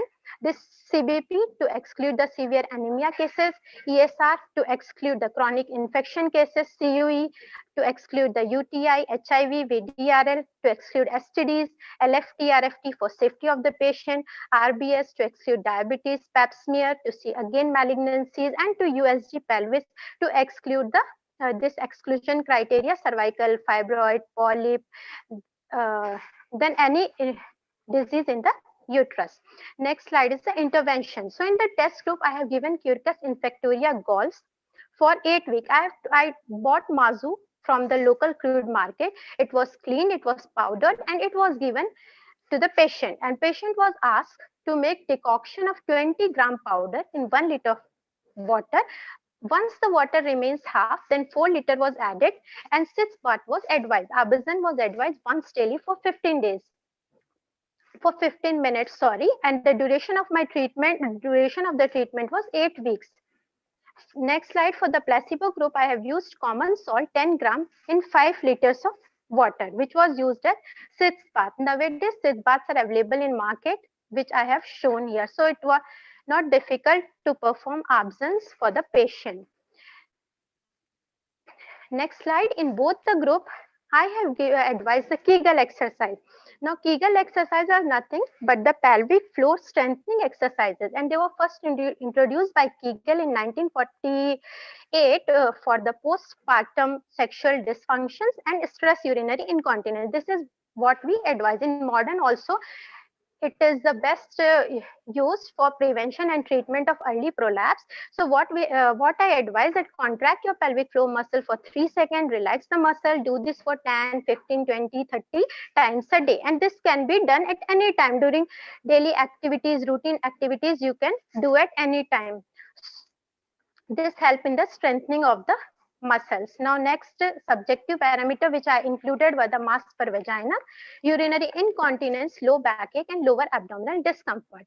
So they were assessed at baseline, fortnightly means every 15 days for 8 weeks during the treatment, and after treatment only for 1 month at every 15 days. So mass per vaginum, it was evaluated. Next slide, I think. Mass per vaginum, it was evaluated by halfway Braden grading system, and in this system hymen is used as the reference point. The only difference is hymen is used as the reference point. Patient is asked to lie in the dorsal position, is asked to strain and examine the uterine descent. According to halfway, it is graded as 0 is the no prolapse, 1 is halfway to the hymen, 2 is to the hymen, and 3 is halfway past hymen, and 4 is the maximum descent. So I've taken first and second degree prolapse. Now second is the SUI, my subjective parameter, which I have tested by provocative stress test. And provocative stress test, if it is positive, I have given 1. If it was negative, and I have given 0. And the last 2, they were assessed by visual analog scale, which is discussed by previous speakers also. It is just a label 10 centimeter line label scale, and it has 0 on its left side, which means no pain, and 10 on its right side, which indicate the worst pain. Patients were asked to mark the scale depending on the severity or the intensity of their discomfort. And on every visit, all the parameters were noted. These are my objective parameters. Pelvic floor, these are the 2 questionnaires which I have used. And biochemical estimation was repeated once the trial was completed to ensure the safety and effectiveness of the drug. It was assessed by these parameters, subjective and objective. This is the statistical analysis. These are the softwares and the tests which were used in this study. Next slide is the flow chart. So this is how I have recruited the patient. So in last, we can see that after randomization, I have done 30 in the test group and 30 in the control group, and I was lucky that all of them have completed the study. There was no dropout. Next slide is my result. So I have taken only the important tables from the result. This is the baseline characteristic, and it is important. Why? Because see the age group of the patient in the test group, it is maximum patient were in the age group of 30 to 40. You can see in control group also, in test group also. And these were, so this is 30 to maximum patient in the 30 to 40, and mean age was also less, like 41 and 38. So this can be attributed that I have selected only first and second degree prolapse and not the third and postdentia, as prolapse occur with age. Here attained menopause, maximum patient they have not attained. Why? Because I have selected, because maximum patient were of the premenopausal age group, so they have not attained menopause. And if I see the BMI, in BMI maximum patient were normal. Normal means between the 18.5 to 25. This is also, they were young patients, they were not obese, so they have only first degree or the starting prolapse. Now coming to the temperament, it was very obvious that maximum patient were from the Balgami group, and Unani physicians, they have also described that it is a disease of excessive accumulation of bulgum or abnormal bulgum in the ligament. So this is what I also found in the study. If I see the socio-economic status, maximum people were from the lower middle class. And education, maximum people were from the primary school, not illiterate. I think this study was done in city in Bangalore, so the findings were not inconsistent. Then this obstetric events, it is also important. See, I have found 59 patient, that is 93% patient have normal vaginal delivery, which is a very important risk factor for the prolapse. Why? Because here I have seen normal delivery is very much, and parity also, 4 and above are the more. Again, place of delivery, you can see in home it is 66 in test and 63% in control group. This is also one of the very common risk factor for prolapse, and but the average birth weight which I have found was normal in the study. So obstetric outcome can be correlated that prolonged and difficult labor at home, because home delivery was maximum, and even sometime in healthcare facilities, if done by unexperienced doctors, so there will be some kind of pelvic tissue damage. Even during the first parturition also, harmful conduct of labor, like you are bearing down before the cervix is dilated, or the patient is asked to bear down. So at that time, again, high parity means repeated pregnancies, means no proper gap, means repeated trauma. So all these lead to prolapse. This is the outcome measure. Outcome measure, primary outcome I have seen by improvement in the subjective parameters, and secondary outcome I have seen by the improvement in the objective parameter. We can see that before treatment, I think I don't have to read this, but you can see the scores has reduced from the before treatment level to the after treatment level. In the test group, like in MP, in mass per vaginum, it is 1.6 to 0.6. In urinary incontinence, again 0.6 to 0.26. In low backache, also in lower abdominal discomfort also.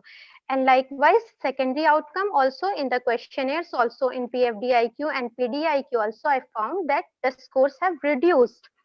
All the symptoms were also reduced significantly in each group. But on intergroup conversion, result was clinically significant but not statistically. So therapeutic outcome we can see only in the test group, because in the control group I have advised the Kegel exercise. So in test group we can see the effect of our drug. So mass per vaginum score has reduced, and the quality of life, which was assessed by the two questionnaires, the scores has reduced significantly. So coming to the strength of my study, this is randomized single blind study on Quercus infectoria in the management of UVP. It included the use of several instruments validated for the evaluation of UVP and health-related quality of life and ability to compare results for each of these questionnaires. The limitation of the study, I can say it is a single band study. Double band are better. We have very small sample size, that is 60. Follow-up also, I have done assessment only once post-intervention. Then one of the big limitation which I can say is the Kegel exercise. It was advised in both the group, so with intervention also, and it has its own potential effect in this UV prolapse. So this is only the one limitation I can say. And in future scope, what we can do, we can start double blind study, we can extend the time of intervention, we can give large sample size, phase 3 trials can be done, and further studies are needed to find the exact mechanism of action Quercus infectoria gills. So coming to the conclusion of the study, as we know, it is one of the most common cause of gynecological morbidity, and it constitutes a major health problem in India also and globally also. So we have seen that the risk factors which are described in our book, like multiparity, home delivery, menopause, vaginal delivery, low economic status, all have been seen in this also. And significant improvement was seen by the test drug in subjective and objective parameters and their health related quality of life. Moreover, safety profile was also normal, so we can say that our drug was well tolerated and there were no side effects reported. Hence, this study proved the efficacy and safety of Mazu in symptomatic improvement of the first and second degree of uterovaginal prolapse. So it can be inferred that Mazu, in addition with Kegel exercise, it is effective in improving first and second degree UV prolapse as well as quality of life of women, as it possesses the Kabis property, Habis property, Mujaffif property, and the Mukhawiya Rahim property. Due to the presence of tannin, Mazu has got this property and it strengthens the uterine ligament and other loose pelvic support, which help the uterus to maintain its position. So I can say this study validates the claim of Unani scholars that Mazu is safe and efficacious in Nutuae Rahim, mainly in first and second degree. With this, I conclude my PPT. These are my references. Thank you.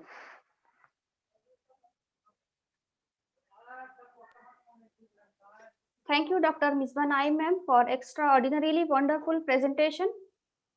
Many aspects of the cause, incidence, and natural history of prolapse were explained clearly, and ideas how to do pelvic floor exercise or Kegel's exercise and its effect on over the prolapse is beautifully or briefly described. Presentation was more pictorial and easy to get the point. You have explained the Unani concept of pelvic organ prolapse very nicely, and also that Mazu is effective to treat the uterine prolapse when given in the form of sitz bath due to its Habis, Kabis, Mujaffif, and Mukhawiya properties. Thank you, ma'am. Pregnancy and childbirth are basic life events essential for the maintenance of humankind and thus are considered physiological process. The most common complication affecting women in first trimester of pregnancy is NVP, that is Kyle Hamel, occurring in 44% to 89% of pregnant women. Concerned about the harmful effect of conventional medicine on the fetus, many women seek for the alternate treatment option for nausea and vomiting in pregnancy. Doxylamine pyridoxine combination is the only FDA-approved drug for NVP, which also reported to have side effects. According to Unani scholars, nausea and vomiting in pregnancy are due to accumulation of morbid matter in the stomach, and various Unani drugs are mentioned for the treatment of Kyle Hamel, including Gulkan, Sikanjabine Sada, Sharbate Anar Shiri, Sikanjabine Lemuni, Jawarishi Anaran, Mastagi, Ilaichi, etc. With these few words, I would like to introduce our last speaker, Dr. Arshi Anjum, lecturer, Department of Amraze Niswan Qabalat, State Unani Medical College, Prayagraj, UP.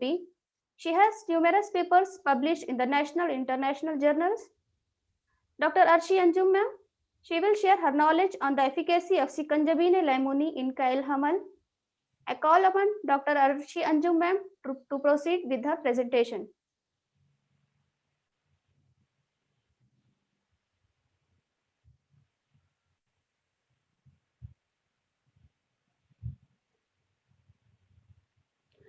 Thanks, Dr. Romana, for your nice introduction. Am I audible?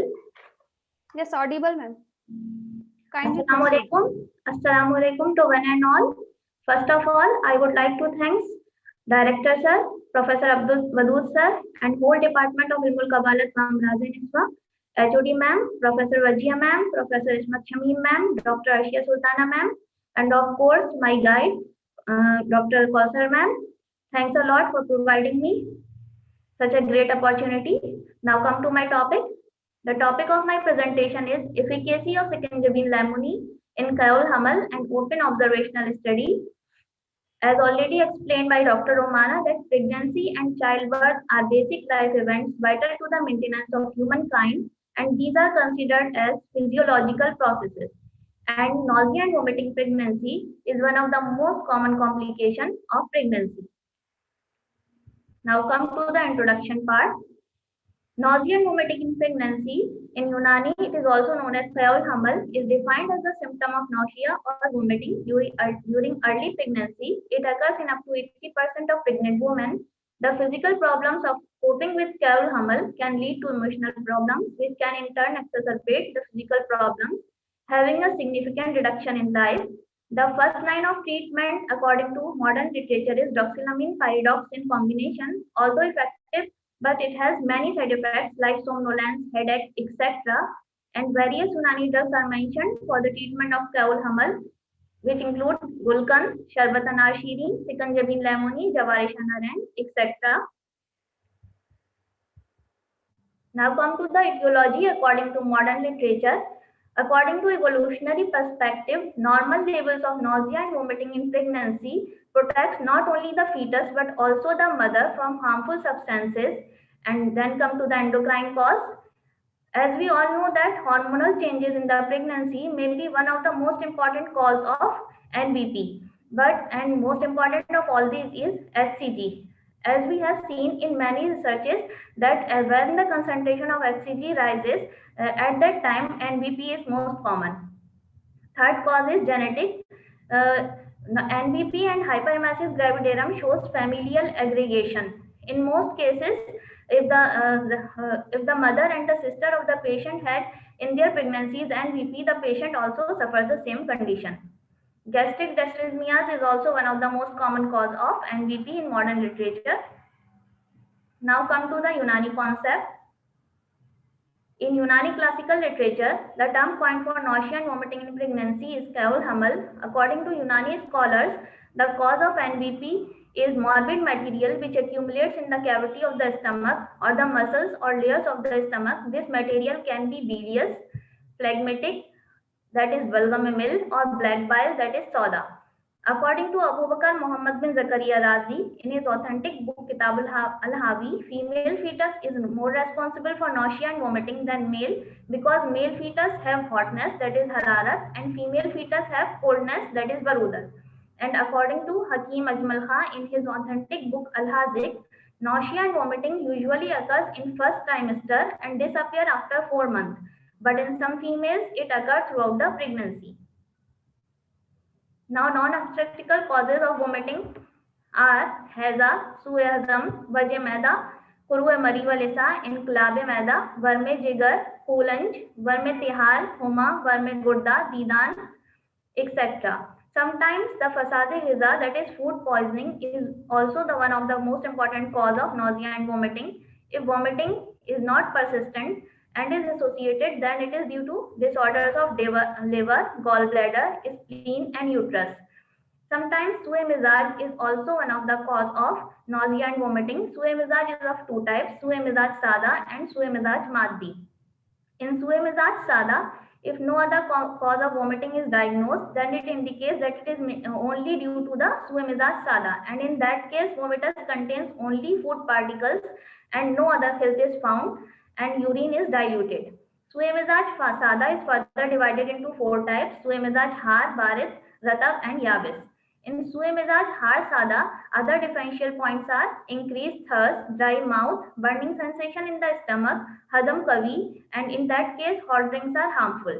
In sue-misaj baris sada, Signs and symptoms are decreased thirst, weak digestion, pale face, soft stool, increased appetite, and belching.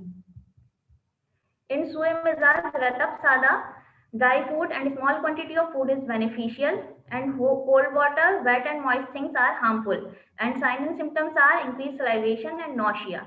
In Sue Mizaj Yabis, dry tongue and constipation are the signs and symptoms. Now come to the Sue Mizaj Madhi part. If manifestations of any khil, that is humor, are present, then the type of vomiting depends upon that khil which is present in the vomitus.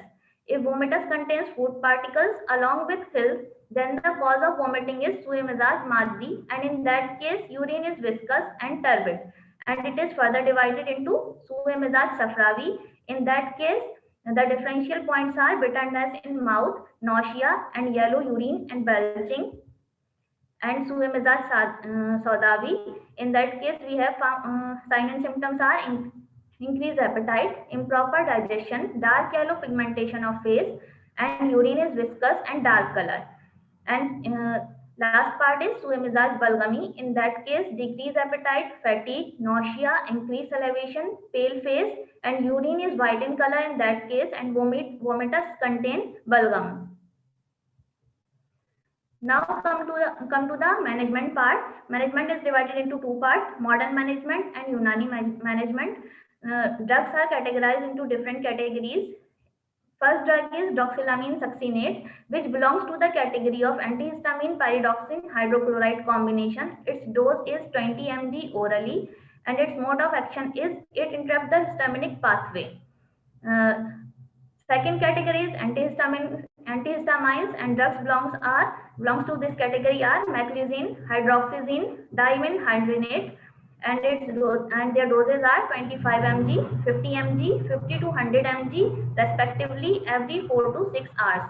And their mode of action is they block the histaminic receptors in both vestibular system and chemoreceptor trigger zone receptors. Third category is promotility agents. Drug belong to this category is metoclopramide, and its dose is 10 mg orally every 6 hours. Its mode of action is it increases the lower esophageal sphincter pressure and gastric transit. Fourth category is antipsychotic drugs, and drugs belong to this category is phenothiazine. Its dose is 30 mg. It interferes with dopamine to bind its own receptors.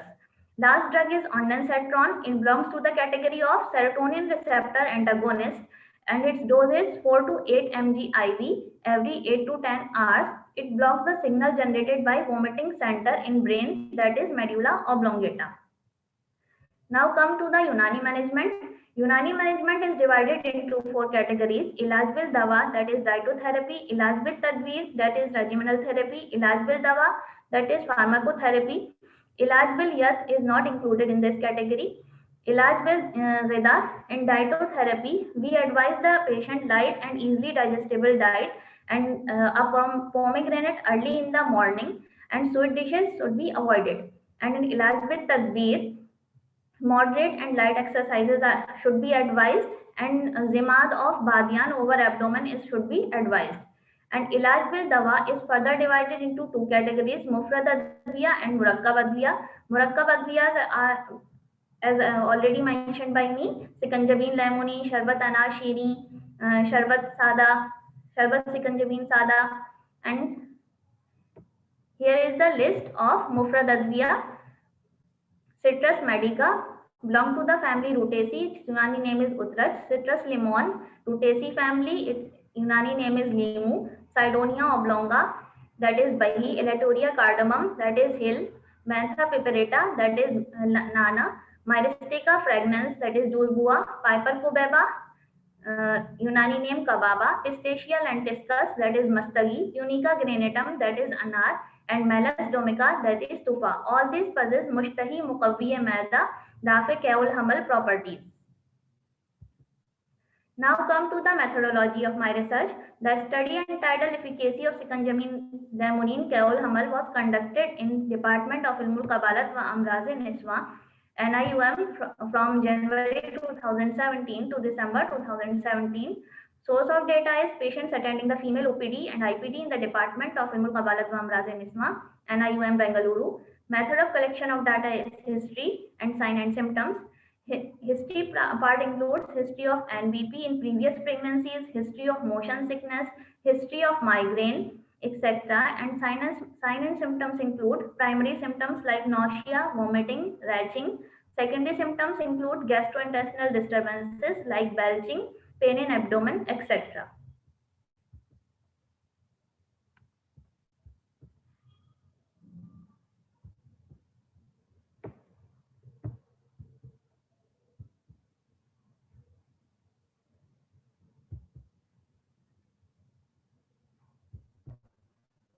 Now the inclusion criteria.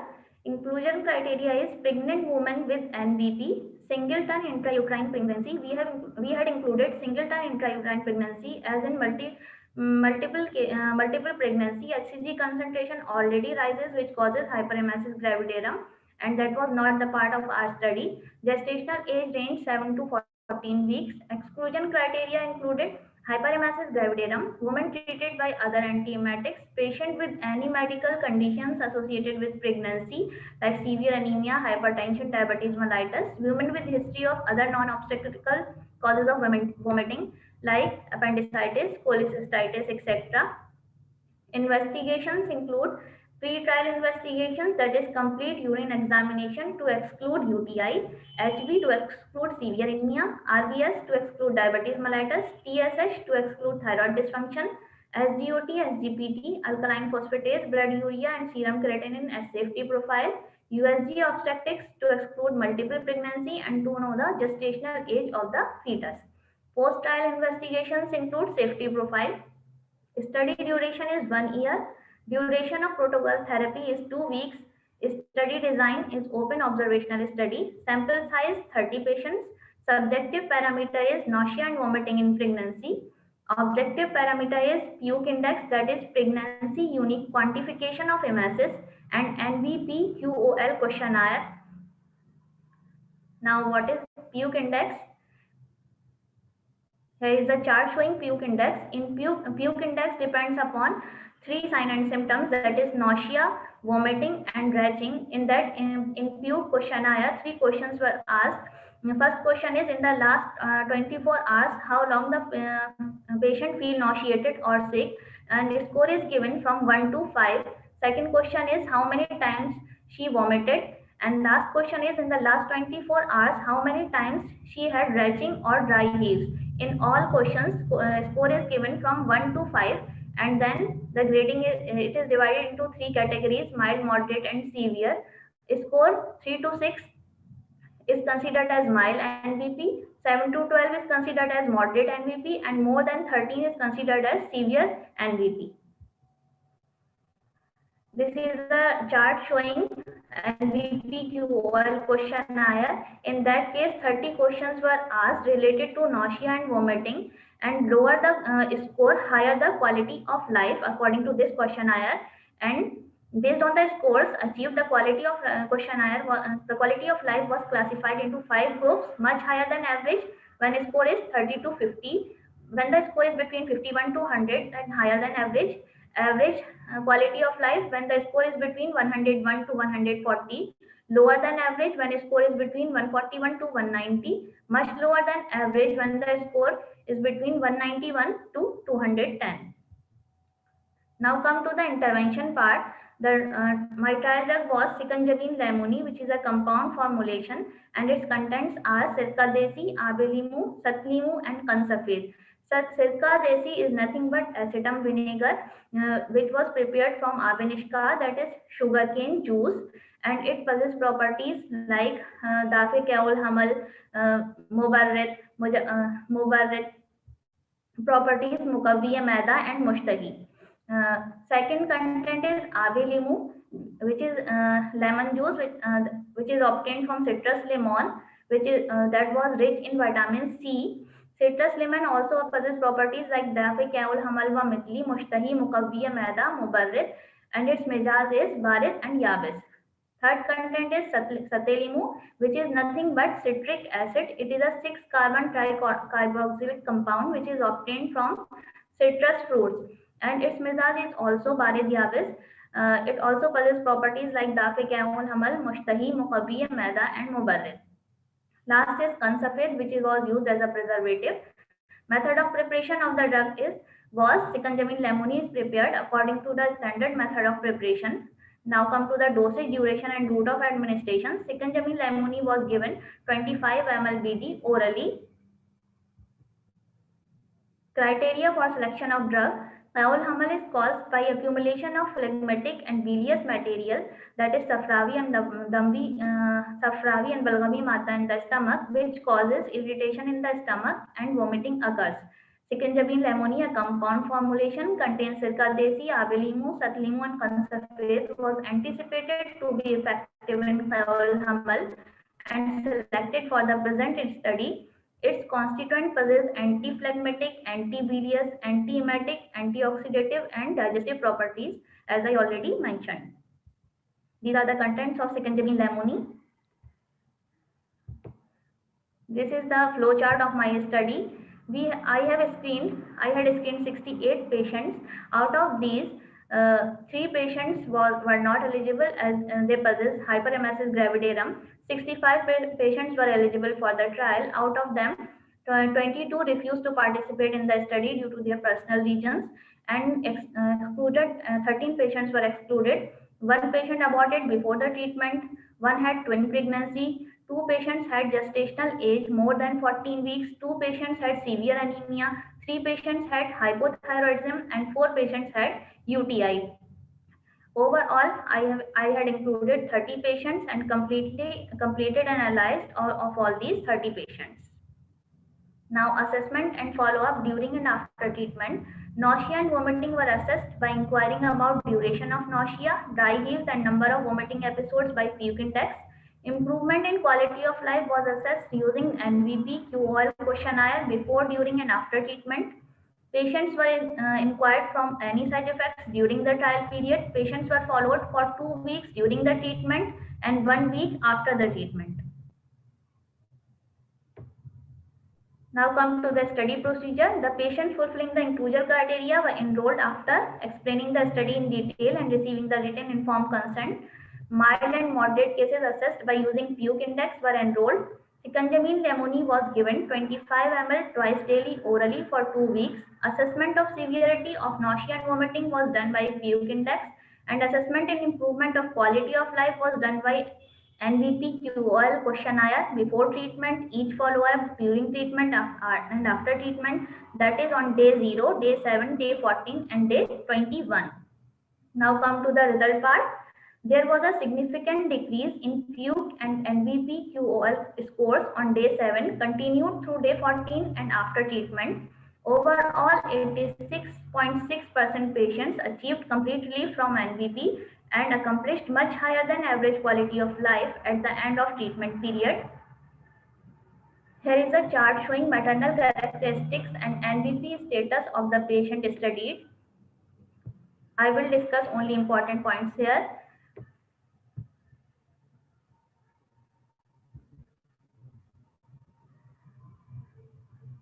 Most of the patients of my trial have gestational age between 5 to 8 weeks, and history of nausea and vomiting in pregnancy is absent in 22 patients. Most of the patients don't have history of nausea and vomiting in pregnancy, and history of motion of sickness is also not present in most of the patients. And come to the order of gestation part. Most of the patients of my study were primary, and only 13 patients were multi. Now come to BMI. Most of the patients have BMI less than 24. Now come to the Mizaj part. Out of the 30 patients, 18 patients have Balkami Mizaj and only 12 patients had Damri Mizaj. Effect of Sikanjamin lemoni on NVP. Before treatment, out of the 30 patients, 21 patients had moderate NVP and 9 patients had mild NVP. On day 7, 4 patients got complete relief and 25 patients have mild NVP and only 1 patient had moderate NVP. On day 14, 21 patients got complete relief and only 9 patients had mild NVP. And after the treatment, 26 patients got complete relief and only 5 patients had mild NVP, but their symptoms had subsided from moderate to mild. Overall, 86.7% patient got complete relief. This is a chart showing an effect of Secunjaveline lemoni on NVP QOL. Here we can see that quality of life of the patient had increased after getting the treatment. Now come to the treatment outcome. We can see here out of the 30 patients, 26 patients got complete relief, that is 86.6% of the patient, and only 4 patients not got complete relief, but their symptoms had subsided. Now come to the conclusion of my study. This study confirms the efficacy of Secunjaveline lemoni in Kaul Hamal. At the completion of the trial, 26 patients, that is 86.6% of the patients, were relieved of NVP and only 4 patients were not relieved completely. Long-term follow-up of the patients until delivery showed no adverse effect of Secunjaveline lemoni on the newborn. Further studies with large sample size are recommended. Studies comparing the treatment with placebo and with other well-established therapies are needed. Phase 3 clinical trials can be carried out. Secunjaveline lemoni, being effective in NVP, can be used as an adjuvant in management of hyperemesis gravidarum. In the last, I want to thank my supervisor for providing me great support during my research work and after, and all my respected teachers, Professor Wajia Begum ma'am, Professor Ismat Shamim ma'am, and Dr. Ashia Sultana ma'am. Thank you all.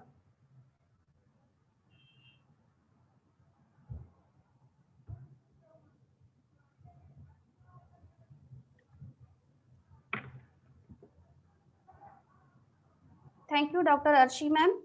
Presentation was comprehensive and extremely good. You have elaborated the concept of nausea and vomiting in pregnancy very well. Pathogenesis of NVP, along with the differential diagnosis with different misage is explained very well. In conventional treatment, drugs used with dosage and its mode of action is explained well.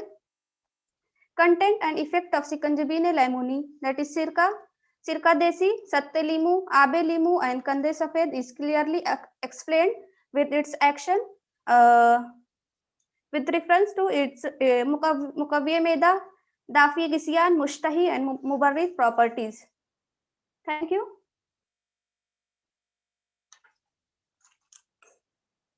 Feedback link is shared in the chat box. Kindly submit your valuable feedbacks, and e-certificate will be sent to registered mail IDs after submitting the feedback form. Now it's time to answer the queries raised during the presentation. First, I would like to introduce our panelist, Professor Wajiha Begum, HOD, Ilmul Qabalat wa Amraze Niswan, NIUM, Professor Ismat Shamim, Ilmul Qabalat wa Amraze Niswan, NIUM, Dr. Ashia Sultana, Reader, Ilmul Qabalat wa Amraze Niswan, NIUM, and Dr. Kausar Fatima Firdaus, Assistant Professor, Department of Ilmul Qabalat wa Amraze Niswan, NIUM. I request all the panelists to kindly open your videos.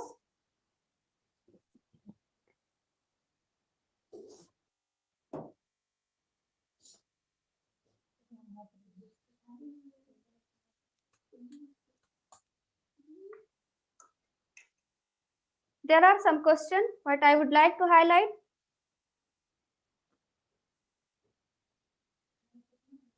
First question is, can we give combination therapy of macrolides and tetracycline in white discharge?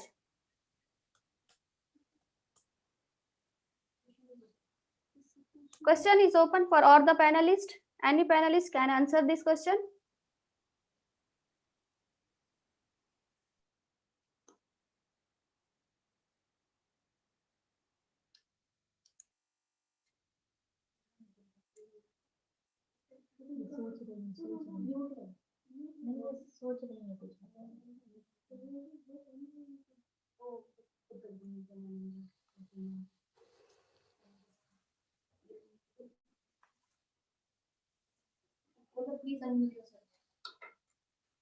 जिसको answer दे रहना है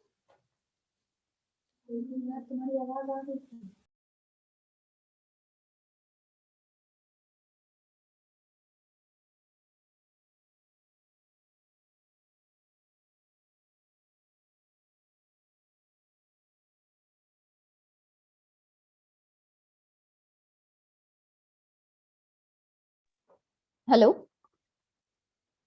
Hello? Yes, I'm sorry, ma'am. Treatment for discharge depends on whether you give a macrolide or tetracycline or a combination of drug. Depends on the type of discharge. First, you need to evaluate and treat accordingly. And as of this webinar is concerned, we are more focusing on the management of white discharge or any of the gynecological diseases in Unani medicine. Thank you.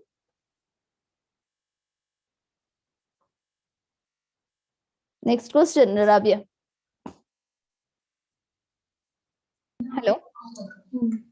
Hello. Yes. Carry on with the next question. The next question is, what will be management of complete bilateral tubal block in Unani medicine? Hello. Yes, Hello. ma'am. Yes, ma'am. I will answer this question. See, regarding the tubal blockage, the causes mentioned in Al-Khanun, Al-Hawi, Al-Aksir, and Firdos al-Hikmat is either the cause of tubal blockage is Suddha, mainly Dambi Suddha, or it could be secondary to infections, or it could be narrowing of the tubal lumen due to Suyamizaj. So based upon the cause, the treatment is according to the cause. If the cause is Suddha, then you have to use those drugs which can open the Suddha, that is mainly de-obstinate drugs. So the list of the de-obstinate drugs, like mostly Mudir has drug act as a de-obstinate also, like Badian, Anisun, Nanafok, Kasni, Harbaza, Ustakhudus, Afsantin, Brinjasif, Sudab, Sabolitif, Suranjan. Apart from that, if it is secondary to infection, you have to use Musafiyakun Adviya or Dafa Tafun Adviya, like Barganim, Kafu, Satapudina, Gulab, Kababchini, Anisun, Afsantin. And if the cause is altered temperament, and if the cause is like secondary to Brudat or Rutubat, then you have to use mainly Munzija Balgam or Musile Balgam Adhiya. Like Habbe Arish, first you have to give the Habbe Arish as a Tankhya Mawat, and then followed by the use of Tiryakhe Farooq, Majune Flasafa, Dawaul Misk, or Garam Majune. If the cause is Brudat, then you have to go for a Ilaj Bizit. You have to use those tadabir which can provide a sort of tabrid in the body. And in compound formulations like Joshanda Musaffi, Joshanda Muzija Balgam, Manjune the Bidulvar, Arche Maku, Arche Kasni. Apart from that, even it was mentioned in Halhavi that Joshanda Nutul with Joshanda Brinjasif over the pelvic region is helpful to open the Suddha. Thank you. Thank you, ma'am, for your comments. The next question is, what are the Unani drugs for polycystic ovarian syndrome? Yes, ma'am. Yes, I like to answer something regarding this. Yes, ma'am. See, like we are saying bilateral tubal blockage. Yes, ma'am. What is the sequel of a bilateral tubal blockage? If it's completely blocked because of fibrosis or because of other, like frozen pelvis. See, frozen pelvis is there. Frozen pelvis is there. So in these cases where it's difficult, actually we are saying we can give Unani treatment, but whatever practically we have given treatment to tubal blockage, we were not able to see that response, because in this bilateral tubal blockage, better to go for artificial reproductive techniques.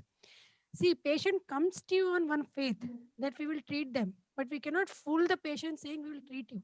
If it is unilateral tubal blockage because of ectopic pregnancy or because of tuberculosis, we have gone for hysterosalpingography and we are able to see that one tube is patent. We can give a try, but when it's a bilateral tubal blockage, I think so Unani or medical treatment of conventional medicine will also not work in these cases. So you have to counsel the patient. See, if suppose patient is having chronic infertility also, then there is no hope that we can treat the patient with where there is bilateral that's fallopian tube blockage. We have to openly say you go for artificial reproductive technique. See, we have to always follow multidisciplinary approach. We cannot say we can do all the treatment with Unani system of medicine. We cannot say all the treatment can be done by IU system of medicine. There is one limitation of each and every system of medicine.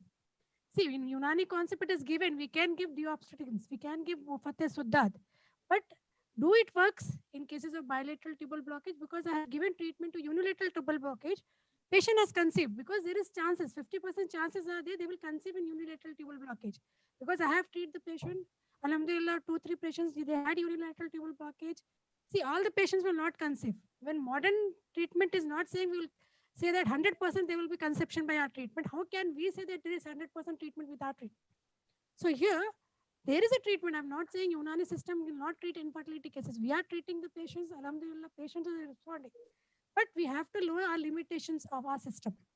Better to consult the patient. You are having bilateral tubal blockage. You have to go for artificial reproductive techniques, that is IVF or IUI. Sorry, IVF you have to go, because you cannot go for this other axis also you cannot go, because there is a tubal blockage. So usually you can go for IVF.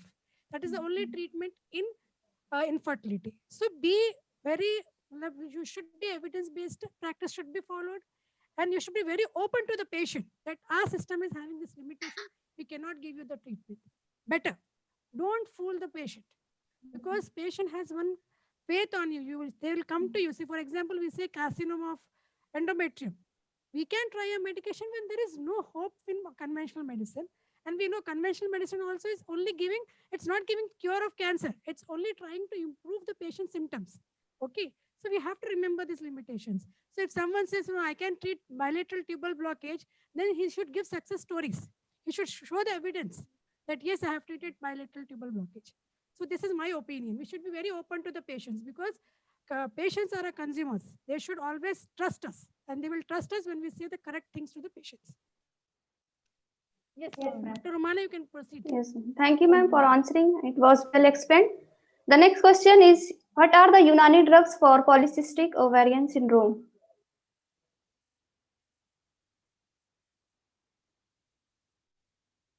Shall I answer? Yes, ma'am, sure.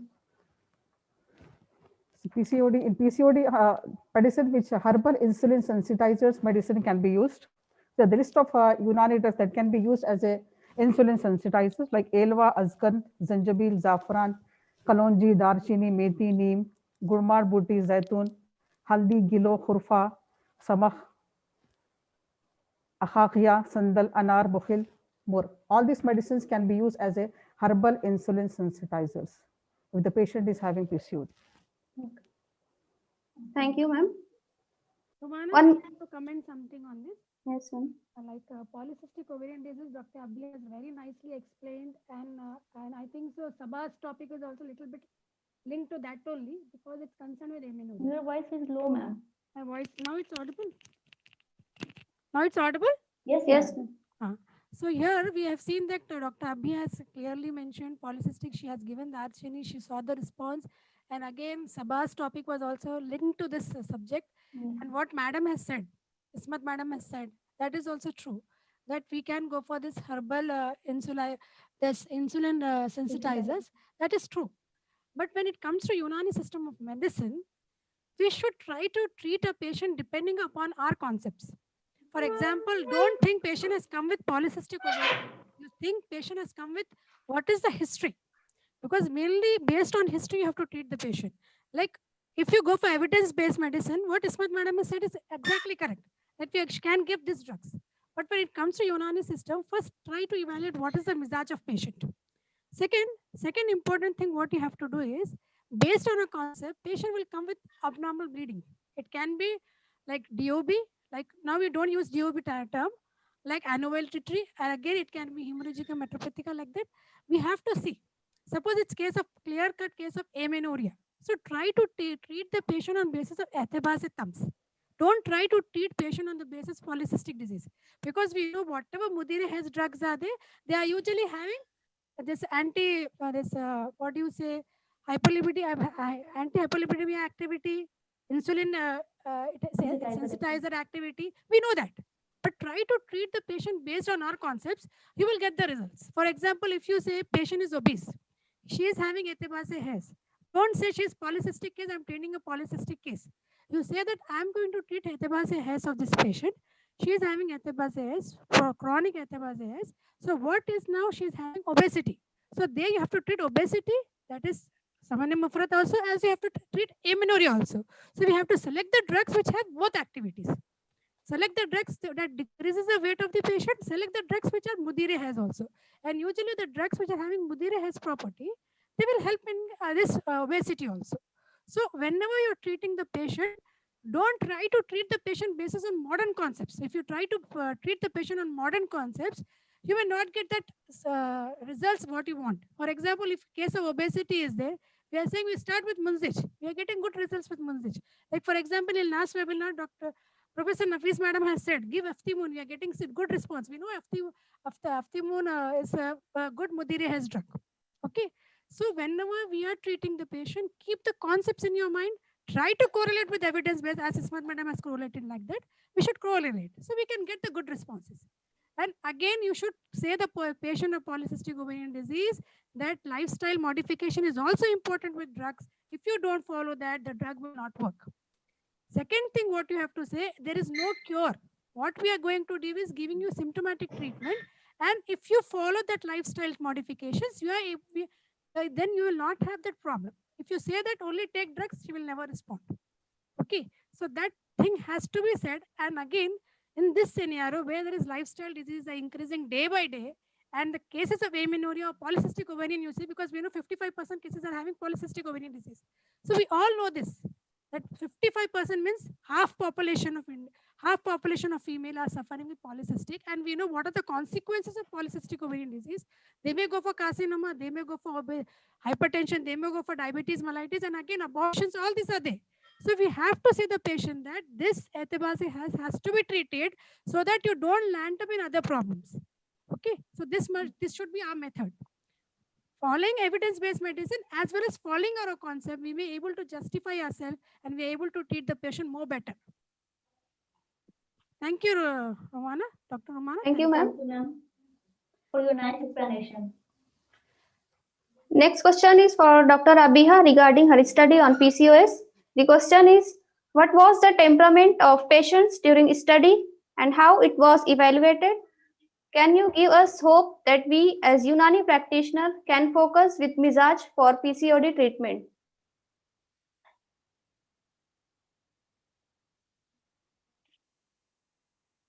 Okay, yeah.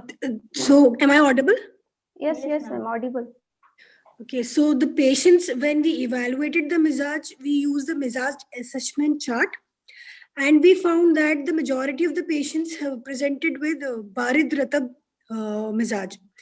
So we had a total of 40 patients, and out of that, we had 36 patients around were presented with the Balgami Mizaj, having Barid Ratab, and the rest of the 4 patients who were in the older age group had Barid Yabis Mizaj. So they were not Barid Ratab, they were Barid Yabis. So this is how we evaluated using the Mizaj assessment chart, and based on that, we have used this drug, Darchini, which has this hot and dry temperament, that is Har Yabis Mizaj.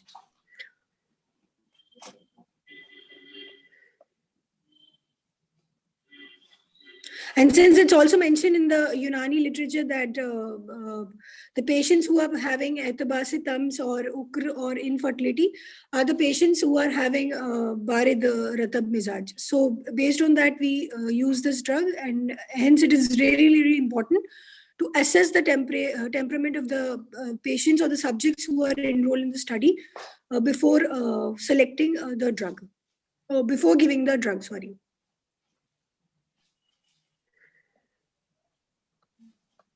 Thank you, ma'am.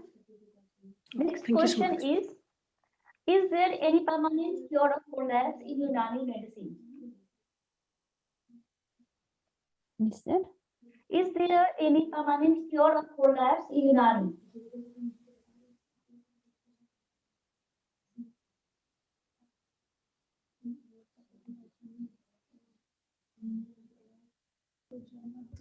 Misbah, would you like to answer this? Yes, ma'am. The question is there any permanent cure Yes, ma'am. for the prolapse? Yes, ma'am. So first of all, it is not specified which prolapse, UV prolapse, wall prolapse. There are many kind of prolapse. After that, there is no specification of degree. Like we are using our medicines in only first and second degree prolapse. In third degree and procedentia, we are not using. Moreover, there are many studies also in Unani medicine for first and second only it is effective. So I don't know which prolapse he or she is asking. Thank you, ma'am. One more question regarding uterovaginal prolapse. What are the other Unani medicines for prolapse which are easily available?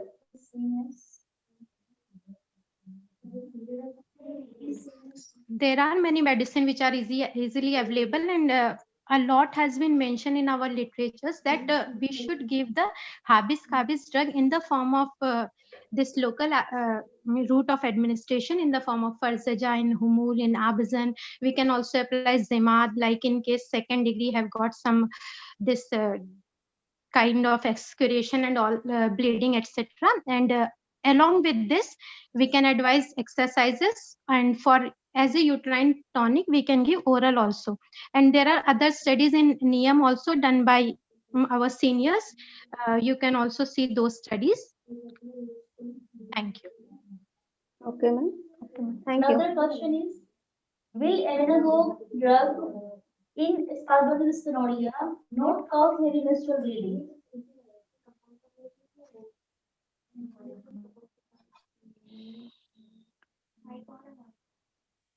Spasmodic dysmenorrhea is often associated with hypomenorrhea because there's an obstruction in the blood vessels and the patient will not have the very normal flow which is expected during periods. So with the use of antispasmodic drugs, with the relaxation of the uterus and release of obstruction, a normal bleeding is expected. And of course, in some cases, they might expect an extra menstrual bleeding or heavy or prolonged menstrual bleeding in few cases. Thank you, ma'am. Shall I answer, madam? Amira, you can answer better, I think. Proceed. Planning to Yeah. say, you can answer. So, like in my study, in most of the patients, the blood flow become normal. Actually, it was there only like it was highly associated with the patients who were suffering from hypomenorrhea. So in those patients, actually, it eased the spasmodic dysmenorrhea by increasing the flow of blood to the uterus. Okay, so scientifically, it is validated that those drugs which are having the immunogogue activity, they increases the flow of blood to the uterus. When the flow of blood increases to the uterus, usually the dysmenorrhea will get treated. That is what in my presentation also I said to you, because the Doppler study should be conducted, like how it increases the blood flow to the uterus. This is the main regarding the concept. And one thing is regarding the drugs like Bisbasa and all. So these are all the drugs which are having the activity like Muhavi activity to the Rahim. This is said to be a Muhavi Rahim Adviya. So, like in our system, no, this is a very beautiful concept which only our system possesses, where either it is a hypo or hyper function of the uterus can be corrected by giving the drugs which will correct the function of the uterus, whether it is the hypoactivity or hyperactivity. For example, if you are taking Majune Dabidul Vard, it can be given in hypo or hyper function of the thyroid gland. Likewise, Bisbasa is a drug. Like I'm speaking only about my study because I have given the I think a valid reason why our drug is acting as an immunogogue, thereby increasing the blood flow to the uterus. That is the exact answer for this question. But moreover, I would like to add that since it has got the Muhaviya Rahim property also, it strengthens the Rahim. So whenever this is corrected, okay, whenever this is corrected, all the other ailments which are associated will also be corrected. And one thing is there, so in spasmodic dysmenorrhea, we can give, if there is any underlying pathology where the patient is suffering from some other ailments, in such cases, usually we have to avoid, because if we give in such instances, surely it will increase the blood flow. But since we are limiting ourselves with spasmodic dysmenorrhea, very, very well we can prescribe all the drugs which I have mentioned in my presentation, especially this post-amaltas and Bisbasa, because this is immunogogue, anti-inflammatory, as well as I can say, so this is something which works in both the aspect. Unani as well as conventional medicine. I think this is the answer which I've given. Thank you, ma'am. Correct. Dr. Rabia, Dr. Yes, ma'am. Rabia, I like to comment on this. Like, it's very good. Actually, when we were planning the protocol for this dysmenorrhea, myself and Dr. Amir have discussed. Shall we see what is the effect on this menstrual blood flow? Because our concept says that there is a Suddha, and we're trying to open the Suddha so that the blood flow to the uterus should increase. Keeping in this mind, what we did, we added the secondary outcome point that what will happen to the menstrual blood flow when we give Unani drug. Because when we give mefenamic acid to the patient, we know there is decrease in blood flow. It is actually causing decrease in blood flow. So what we did, we gave the patient, before giving the drug, we have first did the menstrual blood loss assessment chart. Then after giving the drug, after 3 months, again we have assessed it. So what we were able to see that our drugs has increased the menstrual blood flow, but it was in normal range. We cannot say it causes overflow. It is not causing menorrhagia.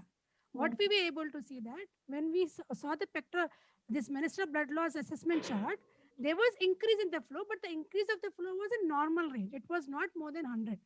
Scoring is actually, if it's more than 100, we say heavy menstrual bleeding. If it is less than 30, we say hypomenorrhea. So when we gave the medicines to the patient has improvement in the menstrual blood loss, but it was in normal range. So by keeping this in mind only, we kept the secondary outcome that this has having any effect on a blood flow.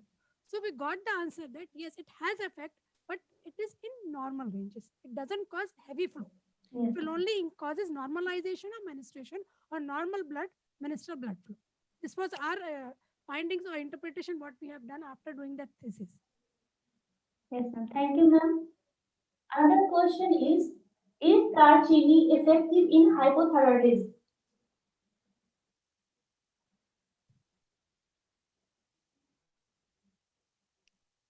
Shall I answer? Yes, ma'am. Okay. See here, again, being usually when we are Unani physicians, we are always in dilemma. See, we should believe in conventional medicine or we should believe Unani medicine.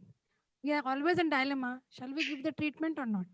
So here, again, when you go for hypothyroidism, if you see the concept of hypothyroidism, again, good papers has come upon hypothyroidism on websites, on the internet. If you want, you can just go through it. So the concept of hypothyroidism given by some of the paper is that it is caused because of, again, Balgami mizaj or Barid mizaj. So Darchini is having Garm mizaj. You can give Darchini in hypothyroidism. And again, one paper, because I have given a lecture on hypothyroid. So there I have quoted that Darchini is having hypothyroid activity. But what I have seen is that again, like hormone replacement therapy given in conventional medicine has a very good effect. Because if you start hypothyroid drug, within 15 days, you are able to see the response. And the patient levels will come to normal. Within 6 weeks, if you go for repetition of the test, you are able to see that symptoms decreases within 15 days. And within 6 weeks, what will happen? The thyroid levels will come down. We see in conventional medicine. So here, one of the studies said that Darchini is having hypothyroid activity also. It is given in hypothyroid patients. One of the studies has proved that it is given in hypothyroid. So again, keep the concept that hypothyroid is again it is Balgami disease. Try to treat with hot drugs or try to treat with harm mizaj drugs. Maybe we'll get the response. Okay, thank you, ma'am. One of the attendee asked us, what is the treatment for back pain with leukorrhea in young female patient?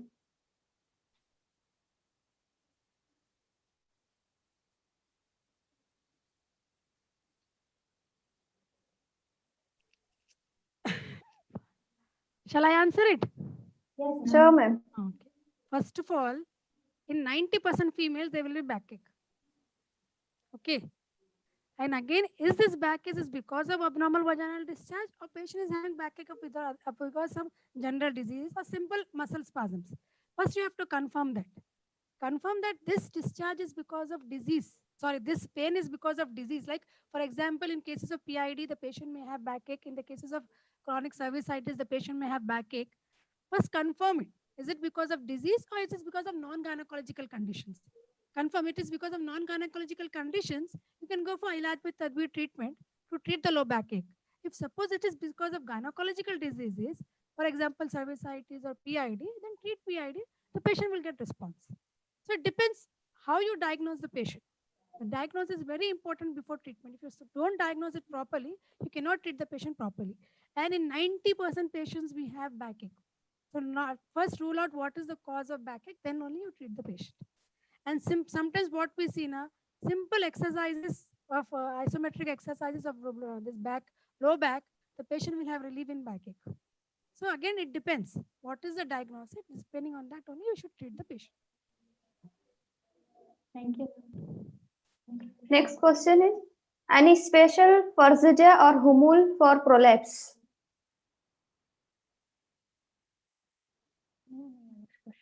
There are many farjazas, there are many humuls. If you see the books, there are hundreds of farjaza, hundreds of humuls which can be given in prolapse. What we are showing you is only few. For example, Dr. Misbah has done other 4-5 theses are done in our institute. In Nizamia, if you go, you will get more than 50 theses on uterine prolapse. And mainly they have taken farjaza also as a treatment for, because usually whenever we see uterine prolapse, the better treatment is farjaza or humul. That is a better treatment.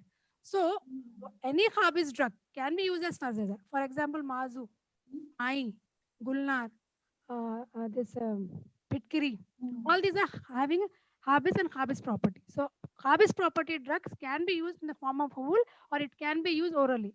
In Al-Hawi, especially, he has given single drugs can also be used for prolapse, or in combination also we can use. So basically, what is the concept? In cases of prolapse, you have to use Khabis drugs. Keep that concept, and you can give any Khabis drug in cases of uterine prolapse. For example, if you want to go for a ready-made drug, Urusek is drug available, which can be given in. For example, you cannot make drugs. You're having your GP, you don't have any, like you are not doing any davasasi, you directly write only more this compound drugs. Urusek is a drug which can be given in uterine prolapse, which is easily available in the market, and that can be given in the form of humul or farjaza. If suppose you're making your own drugs, you can make any combination of drugs in your GP practice, not in research, I'm saying. In GP practice, any Habis drugs you can take, because in Nizamia, there was one formulation which our teachers used to give always to the patients, and that formula usually contained mazo, mai, gulnar, and pitkari. They used to give these drugs in the form of humul as well as in the form of douching. They used to give, and Gule Molsuri is also having very good effect in cases of uterine prolapse. And again, uterine prolapse, just Dr. Misbah has rightly pointed out, depending upon the degree of prolapse, you have to treat the patient.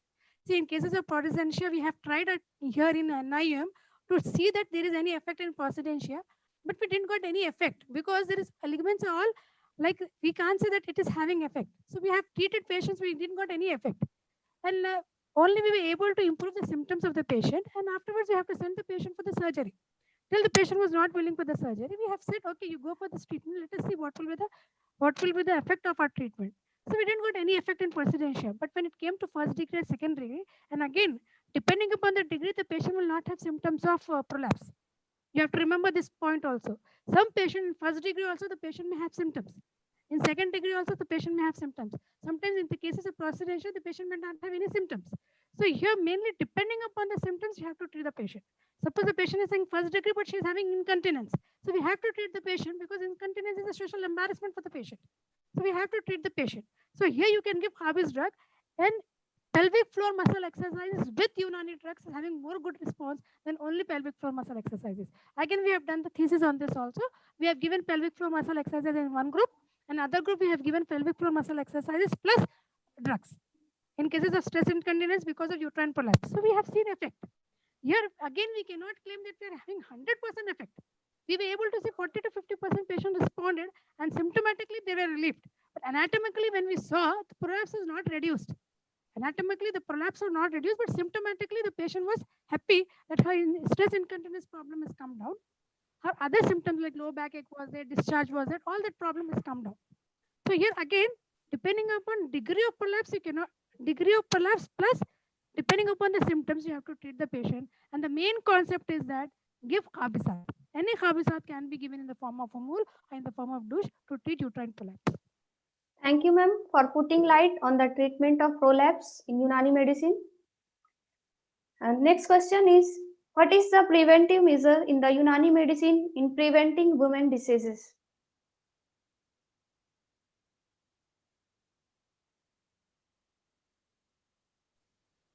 Floor is open for all. Floor is open for speakers also. If they want, they can highlight anything. Speakers are also can speak about this. because it's a group discussion, like we want to discuss it. It's a platform where we are nationally presenting ourselves, so anyone can openly say. So women should maintain a healthy lifestyle. They should follow the basic principles of the asbab satya zaruriya that can able to prevent the diseases in the women, because most of the diseases in today's day-to-day practice is mainly because of the considered as a lifestyle disorder, especially the PCOD, infertility, menstrual disorders. So if the women have a healthy lifestyle, it can able to prevent the most of the diseases. Thank you, Professor Ismat Shamim ma'am. Another question is, what is the effect of dry cupping at suprapubic area in PCOS? So in PCOD, basically the effect of wet cupping is mentioned in over the calf muscles. And because the basic concept behind this application of the wet cupping over the calf muscle is it diverts the flow of the blood towards the uterus. Thereby, it helps for to induce the menstruations. And regarding the dry cupping over the suprapubic region, maybe again it can be hypothesized that it may be helpful to as a Himalaya Mawad to divert the flow of the blood towards the uterus so that it can able to induce the menstruations. Once the patient may have the regular menstruations, because one of the cause for the PCOD is the patient may have the irregular menstruations. If the patient is having the irregular menstruation, again she may put on the weight. So this weight and menstrual irregularities are interlinked. So if the patient wants to have the regular menstruation, she has to reduce the weight. And apart from that, this application of the cupping is maybe it increases the blood supply towards the uterus, thereby it induces the menstruations, and thereby it is helpful in the patients with PCOD. Thank you, ma'am. Dr. Rabia. Yes, ma'am. Madam has rightly said that in books, like I have attended some conferences. They have people have put that cupping on suprapubic cupping, dry cupping for PCODs. Yes, But in books for amenorrhea anywhere, it's not given for suprapubic area. Like our literature doesn't say that in suprapubic area, in cases of amenorrhea, cupping can work. It's not given. But in conferences, they have said that we have given to the patient and they have responded. But there is no data available on that. So I say that the Unani fraternity should come together, and whatever they are doing, let it be one case report only. Let them put on the online so that people can read and can do. Because in literature, it's not given that suprapubic you can go dry cupping for cases of amenorrhea. Because what Dr. Ismat has said, it's correct. That for cases of amenorrhea or ethevasias, we have to give cupping on the legs, calf muscles. It is given, clearly given that ethavasia has in obese patient, it's better to give cupping on calf muscles with venesection, with fascia. So the procedure is clearly given in this Zafir Khazam Shahi that you have to do cupping as well as fascia, both in cases of obesity associated with amenorrhea. And again, not only if you just do cupping, the patient will not respond. With cupping, they said to give Mudire's drugs also. First do cupping for Himalaya Mawad, as madam said. Then you have to give Mudire's drugs so that because what we are doing, as madam said, we are doing cupping, there is increase in blood flow towards the uterus. Okay, that is true. Then after that, giving Mudire's drugs, Mudire's drugs will call menstruation. So cupping is bringing the blood towards the uterus, but expulsion of the blood or excretion of the blood, again we need Mudire's drugs for that. So madam has done a thesis on that also, and she has compared it and said that giving Mudire's drug is good with cupping.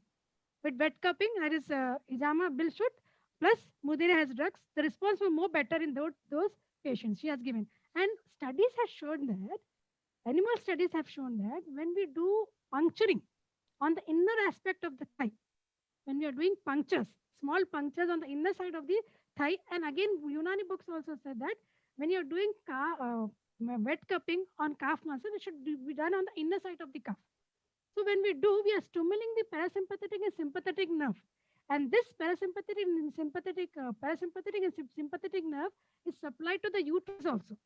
So thereby it is increasing the blood flow to the uterus by stimulating the parasympathetic nerve. So see, our Unani concepts, though they were not having that scientific evidence, but the thinking, they were very much genius, we should say. They didn't. Now we are studying parasympathetic, sympathetic, all this thing. But their concepts are so clear. They had idea that when we are giving wet cupping on the inner side of the thigh, it will increase the blood flow to the uterus. With that concept only, they gave in the drug. Now it is proved that when we are doing small punctures on the inner side of the thigh, inner side of the calf muscle, that's causing stimulation of parasympathetic sympathetic nerves of the pelvic muscles, pelvic nerves. So this is increasing the uterine flow of the uterine flow, thereby causing menstruation. But you have to give Mudira drug along with the cupping, because 1 or 2 conferences I've attended about cupping, and they are saying that suprapubic cupping is effective in cases of polycystic ovarian disease, but evidence are not available. Conferences are saying, but we need evidence that dry cupping is having an effect in polycystic. They are saying in infertility cases also we are doing cupping on suprapubic area. Suprapubic area, only dysmenorrhea has been explained in the books. It's not other things are not explained in the books. So we need evidence. Maybe what they are saying is right because they are doing evidence-based practice. Whatever the practitioners are doing, they are doing evidence-based practice. They are saying it may have effect, but books are not saying. So we need a proof. For that, we have to go for clinical trial in polycystic cases or whatever that dry cupping is having effect or not in the cases of amenorrhea. Thank you, ma'am. Rumana, Dr. Rumana, I would like to add something on this topic. Actually, what I have seen while practicing in Unani Hospital, regular use of Kalonji, Shonis, as it has been mentioned already in Tibbe Nabbi, that if someone, if any lady will use continuously Kalonji in the morning, so that will keep the menstruation regular. And that's why I have prescribed to so many of my patients that just use Kalonji in the morning, empty stomach. So very good result I got actually. And their menstruation become regular. So that's why I suggest give a all the research girls. topic. Mariam, Dr. Mariam. Yeah, ma'am. Actually, I have prepared a case series on that, and I thought if in NIM PhD will come, so I'll study. I'll take this topic only, and I'll study PhD will on come. this Now topic only. you're a PG guide. You should give topic to your students this, because what you're saying is right. No, that actually, ma'am, that actually I wanted to study on this topic in future because it requires so many investigations and all, and you know that fund is not available. There are two methods. No, ma'am. Actually, I want to rule out the mechanism that how it works. So I want to do that resistance index and all. I want to check. So Doppler study. Actually, I would like to. First, you go with the future. First, you go with a small study. Give Kalonji. See what is the clinical efficacy. If you're getting clinical efficacy, then you go for biochemical. Ma'am, in case series I have seen, and in case series I have seen, ma'am. I have seen the result. Okay. Case series I have made already, and inshallah will publish soon. I'll publish soon. How much is the dosage of Shunis you have given to the patient? I just said that take 7 dana or 9 dana or 11 dana, like that. Empty stomach. It has been mentioned that you should take it. It has been mentioned that you should take in odd numbers, not in even numbers. So that's why I used to say that take 7 or 9 or 11, like that. How many days the patient has to take? Ma'am, continuous use, because it has been mentioned if you will use continuously these Kalonji dana, then it will keep your menstruation regular. What have you find in your during your case series? After how many months did the patient respond? 2 months, 3 months, 2 months, 3 months continue. Because means they had amenorrhea of 3 months, 6 months, 4 months, like. And once they started taking Kalonji, so menstruation means duration of cycle was reduced. Like initially they were getting at 2 months and then monthly regular. Didn't you consider other parameters, whether the pelvic scan was normal or insulin resistance and other kind of parameters? No, ma'am, actually they were obese patients, and most of them had PCOD in USG. Irrespective of the patient weight, whether the patient is obese or lean, you have given the medicine? Because, ma'am, in Tibbe Nabbi it has been mentioned that continuous use of, so that's why those patients who came with a complaint of amenorrhea, I asked them to take Kalonji empty stomach in the morning, and it will keep, because it is a sunnah drug, and it has, and so many animal studies are available on the internet. You can go and check that it has so many properties. It has so many properties like insulin. It reduces the insulin resistance in animal studies, and it is anti-diabetic, and it is anti-obesity. So based on all those means effect, I used to advise the patients. Any metabolic syndrome, you can give Kalonji. Not metabolic syndrome. All those patients who are having irregular periods and they are obese, no any organic pathology or no any thyroid abnormalities and all. So then only I used to ask them to take. No, what you do, you have given in this case. No, you give in hypothyroid and also see what is there. Yeah, ma'am, obviously, but Even see whatever is your observation. Okay. it's my observation, ma'am. It's my observation. Even two of them have conceived. See, for example, Two of my patients have conceived just by taking this Kalonji. Two of them, my patient has conceived. Actually, you should proceed for PhD. We should now bring PhD for Mariam. No, mostly it Inshallah, is associated, whenever it is associated with obesity and PCOS, I think it will be more effective. Because already studies are there only on the patients who are having any insulin resistance, who are very obese, have got central obesity. In such patients, if they are associated with irregular periods, it will be more effective, I think. Thank you, Dr. Mariam and Dr. Amina, for sharing your experiences. Panelists, please put any light on the Unani treatment for recurrent vaginal candidiasis.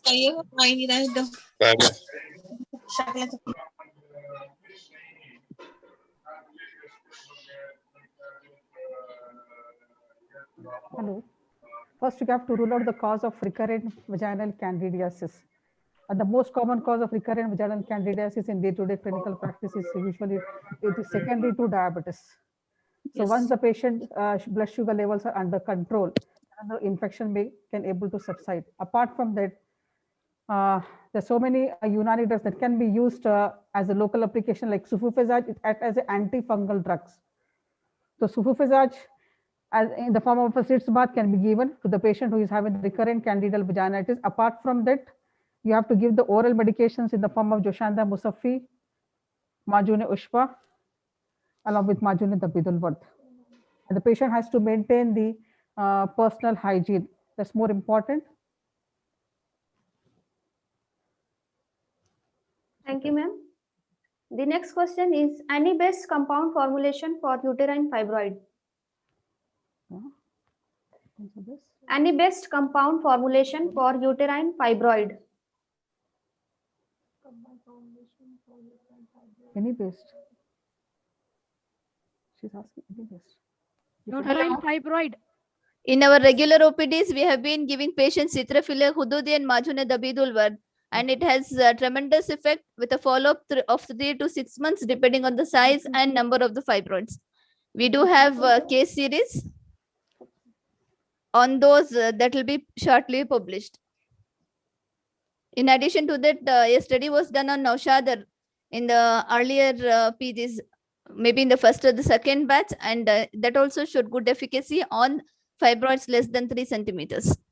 And even the medical management of fibroids overall, whether it is Unani or conventional, tells fibroids less than 3 centimeters or less than 3 in numbers can only need medical management. If the size is increasing more than 3 centimeter or it is more than 3 in number, then you have to go for the surgical management. Even local application of Marhabid Akhilol with Roganegol is also effective to resolve the uterine swelling. And one more thing, madam, but it is not like, I don't know whether in our system it is not scientifically proven. Anything like Karanjwa and Filfile Sia. मतलब इसके मुरक्कबात का देना भी जो है ज़्यादा फायदेमंद है. This I have seen in my clinical practice, and when going through the literature, I found that this Karanjwa has got the anti-estrogenic activity. That might be the reason why the size is reducing, and I've seen in so many patients. I used to give this Karanjwa. I prepare, I make the powder of this thing. I prepare the capsules, and I've given to so many patients. As Kausar madam said, if it is less than 3 centimeters, when they are seedling fibroids, tremendously it has got the result. But scientifically, it is proven in other system. But we are not having support from our system. But it is there in Siddha system also. They have done case series, case presentations. They have published the paper also. So that could be the probable reason. It is anti-estrogenic in nature.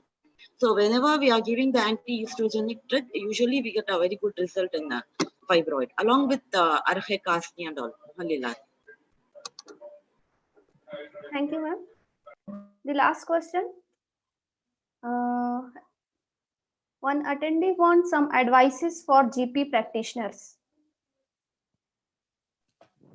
I think so. We have to keep a whole webinar for that. GP practices. Inshallah, we'll try because it's a good attendee as a good question. So next time we'll plan a webinar on common GP practices. Because when we Yes, say ma'am. GP practices, all gynecology, because when GP sits, male, female, any patient will come to them and they have to treat the patient. So like whatever common, mainly the patients will come with history of amenorrhea only. Polycystic ovarian disease is most common where we see patients coming to them. So whatever we have discussed, they can implement the same thing in that. And GP practices, they can give any medication actually in Unani. They can make their own formulation they can give. So I think so this, we have to plan a webinar on specially for GP practices. Well, I think basically they are asking for SOPs for all gynecological disorders. That's what I'm saying. Now we have to plan one webinar for them. Yeah. Thank you, ma'am. Any other questions Sir, unmute attendees yourself. want to post? Sir, unmute yourself. In addition to this, so before we plan for the GP webinar for GPs, general practitioners can wait for our second webinar series shortly coming, probably on 16th of this month, and they'll be much benefited from all those topics what we have selected in second webinar. Inshallah. Thank you, ma'am. Any other questions? I think so. Already it's 5:50. We have given 5:30. We have extended our time limit. I think so. Okay. Now, I would like to close this session. Thank you all the panelists for your comments. I request Dr. Arshia ma'am to put concluding remarks and vote of thanks on today's webinar on Unani Medicine in Ilmul Qabalat from Amraze Niswan, an evidence-based approach. Dr. Arshia ma'am, it's over to you. Thank you, Dr. Umana. Already we are short of time and we have to offer namazes. So I will just say vote of thanks because already our moderators has nicely concluded the sessions at each session. So I don't think so I have to conclude again because they have very nicely concluded each speaker. So directly I will go for vote of thanks. So before going for vote of thanks, I'd like to announce that on 9th of February, again we are planning for one-day national webinar on high-risk obstetrics. So our two programs are basically on gynecology, but our third program is mainly on obstetrics. So it will include abortions, preeclampsia, PPH management, and anemia. So I request the participants to kindly join us in that webinar also. With this, I'd like to give a vote of thanks. It's my great honor and privilege to propose a vote of thanks on this memorial, this occasion. And I'm very glad to see all my students in this webinar. And I'm able to see them face to face, I should say. Though it's virtual, but I'm able to see them face to face. It's a very rare opportunity from UP, from Aligarh, from Kerala. All the participants are there, all the speakers are there. I'm feeling happy, very happy that I'm able to see you all. So let me first of all start by giving glory of Almighty Allah for making today's occasion resounding success. First and foremost, I thank our special speakers, my students actually, Dr. Salma Mirza, Dr. Amira Anjum, Dr. Mariam Ruqayya, Dr. Khan Sabha, Dr. Abia, Dr. Misbah, Dr. Ashi, and our esteemed panelists, Professor Vajia Madam, Professor Isma Shamim, and Dr. Kausa Fatima, who despite the busy schedule have found to grace this occasion. And along this, I like to thank my department also because we are having our own OPDs, we are having our own workload of department. But with that also, we are able to do this webinar successfully. And I also express my heartfelt thanks to Director and Organizing Chairperson, Professor Abdul Wadud sir, for his valuable contribution, constant support, and for permission to conduct this webinar series. A special thank to our HOD, Professor Vajia Begum, and Organizing Secretary, that she has supported from back door. Though she is not feeling well, she is not able to join us, but always she was with us, and we pray for her health. My heartfelt thanks to my colleagues, Professor Isma Shamim and Dr. Kausa Fatima, that they have for their valuable contributions, guidance, and encouragement. And we have tried to show our teamwork here. And I pray to Almighty that this team should be successful always. I would like to thank Dr. Afreen Siddiqui for her support in assisting us for Zoom. I take this opportunity to extend a most sincere thank to all distinguished invitees, participants, speakers, and panelists, and accepting our invitation. And from the busy schedule, I know all are young budding academicians, I should say, physicians, consultants. So I thank them. They have given their time to us. Last but not the least, I like to thank our PG scholars, Department of Ilmul Qabalat to Amraze Niswan with the constant cooperation and strenuous efforts, and most important, on one call, they have done a lot of work. And really thank all my PG scholars, especially our final year students, though they are busy in thesis work, they have tried their level best to do their best. And I like to thank moderator, Dr. Rabia Basri and Dr. Rumana. They have taken the floor and they have presented very nicely. I should really thank them. They have taken our burden actually, because in our department, we have only 4 people. So we thought whom to make the moderators. So we thought let's give the chance to our PG scholars. So we have set them to do moderators, and I really thank them for moderation. I also like to thank our office administration for time to time support. Once again, I would like to say that we all are most grateful to all the speakers, panelists, invitees, and participants. We thank you for being with us on this webinar series on Unani Medicine and Ilmul Qabalat to Amraze Niswan, an evidence-based approach. And it's a great pleasure. Thank you very much to all. And most important, be with us in other programs so that we can improve our knowledge and we can collaborate with each other. Thanks a lot. With this, I close the session and I request the speakers and panelists and participants, they can leave the presentation. They can leave the program. Thanks to all.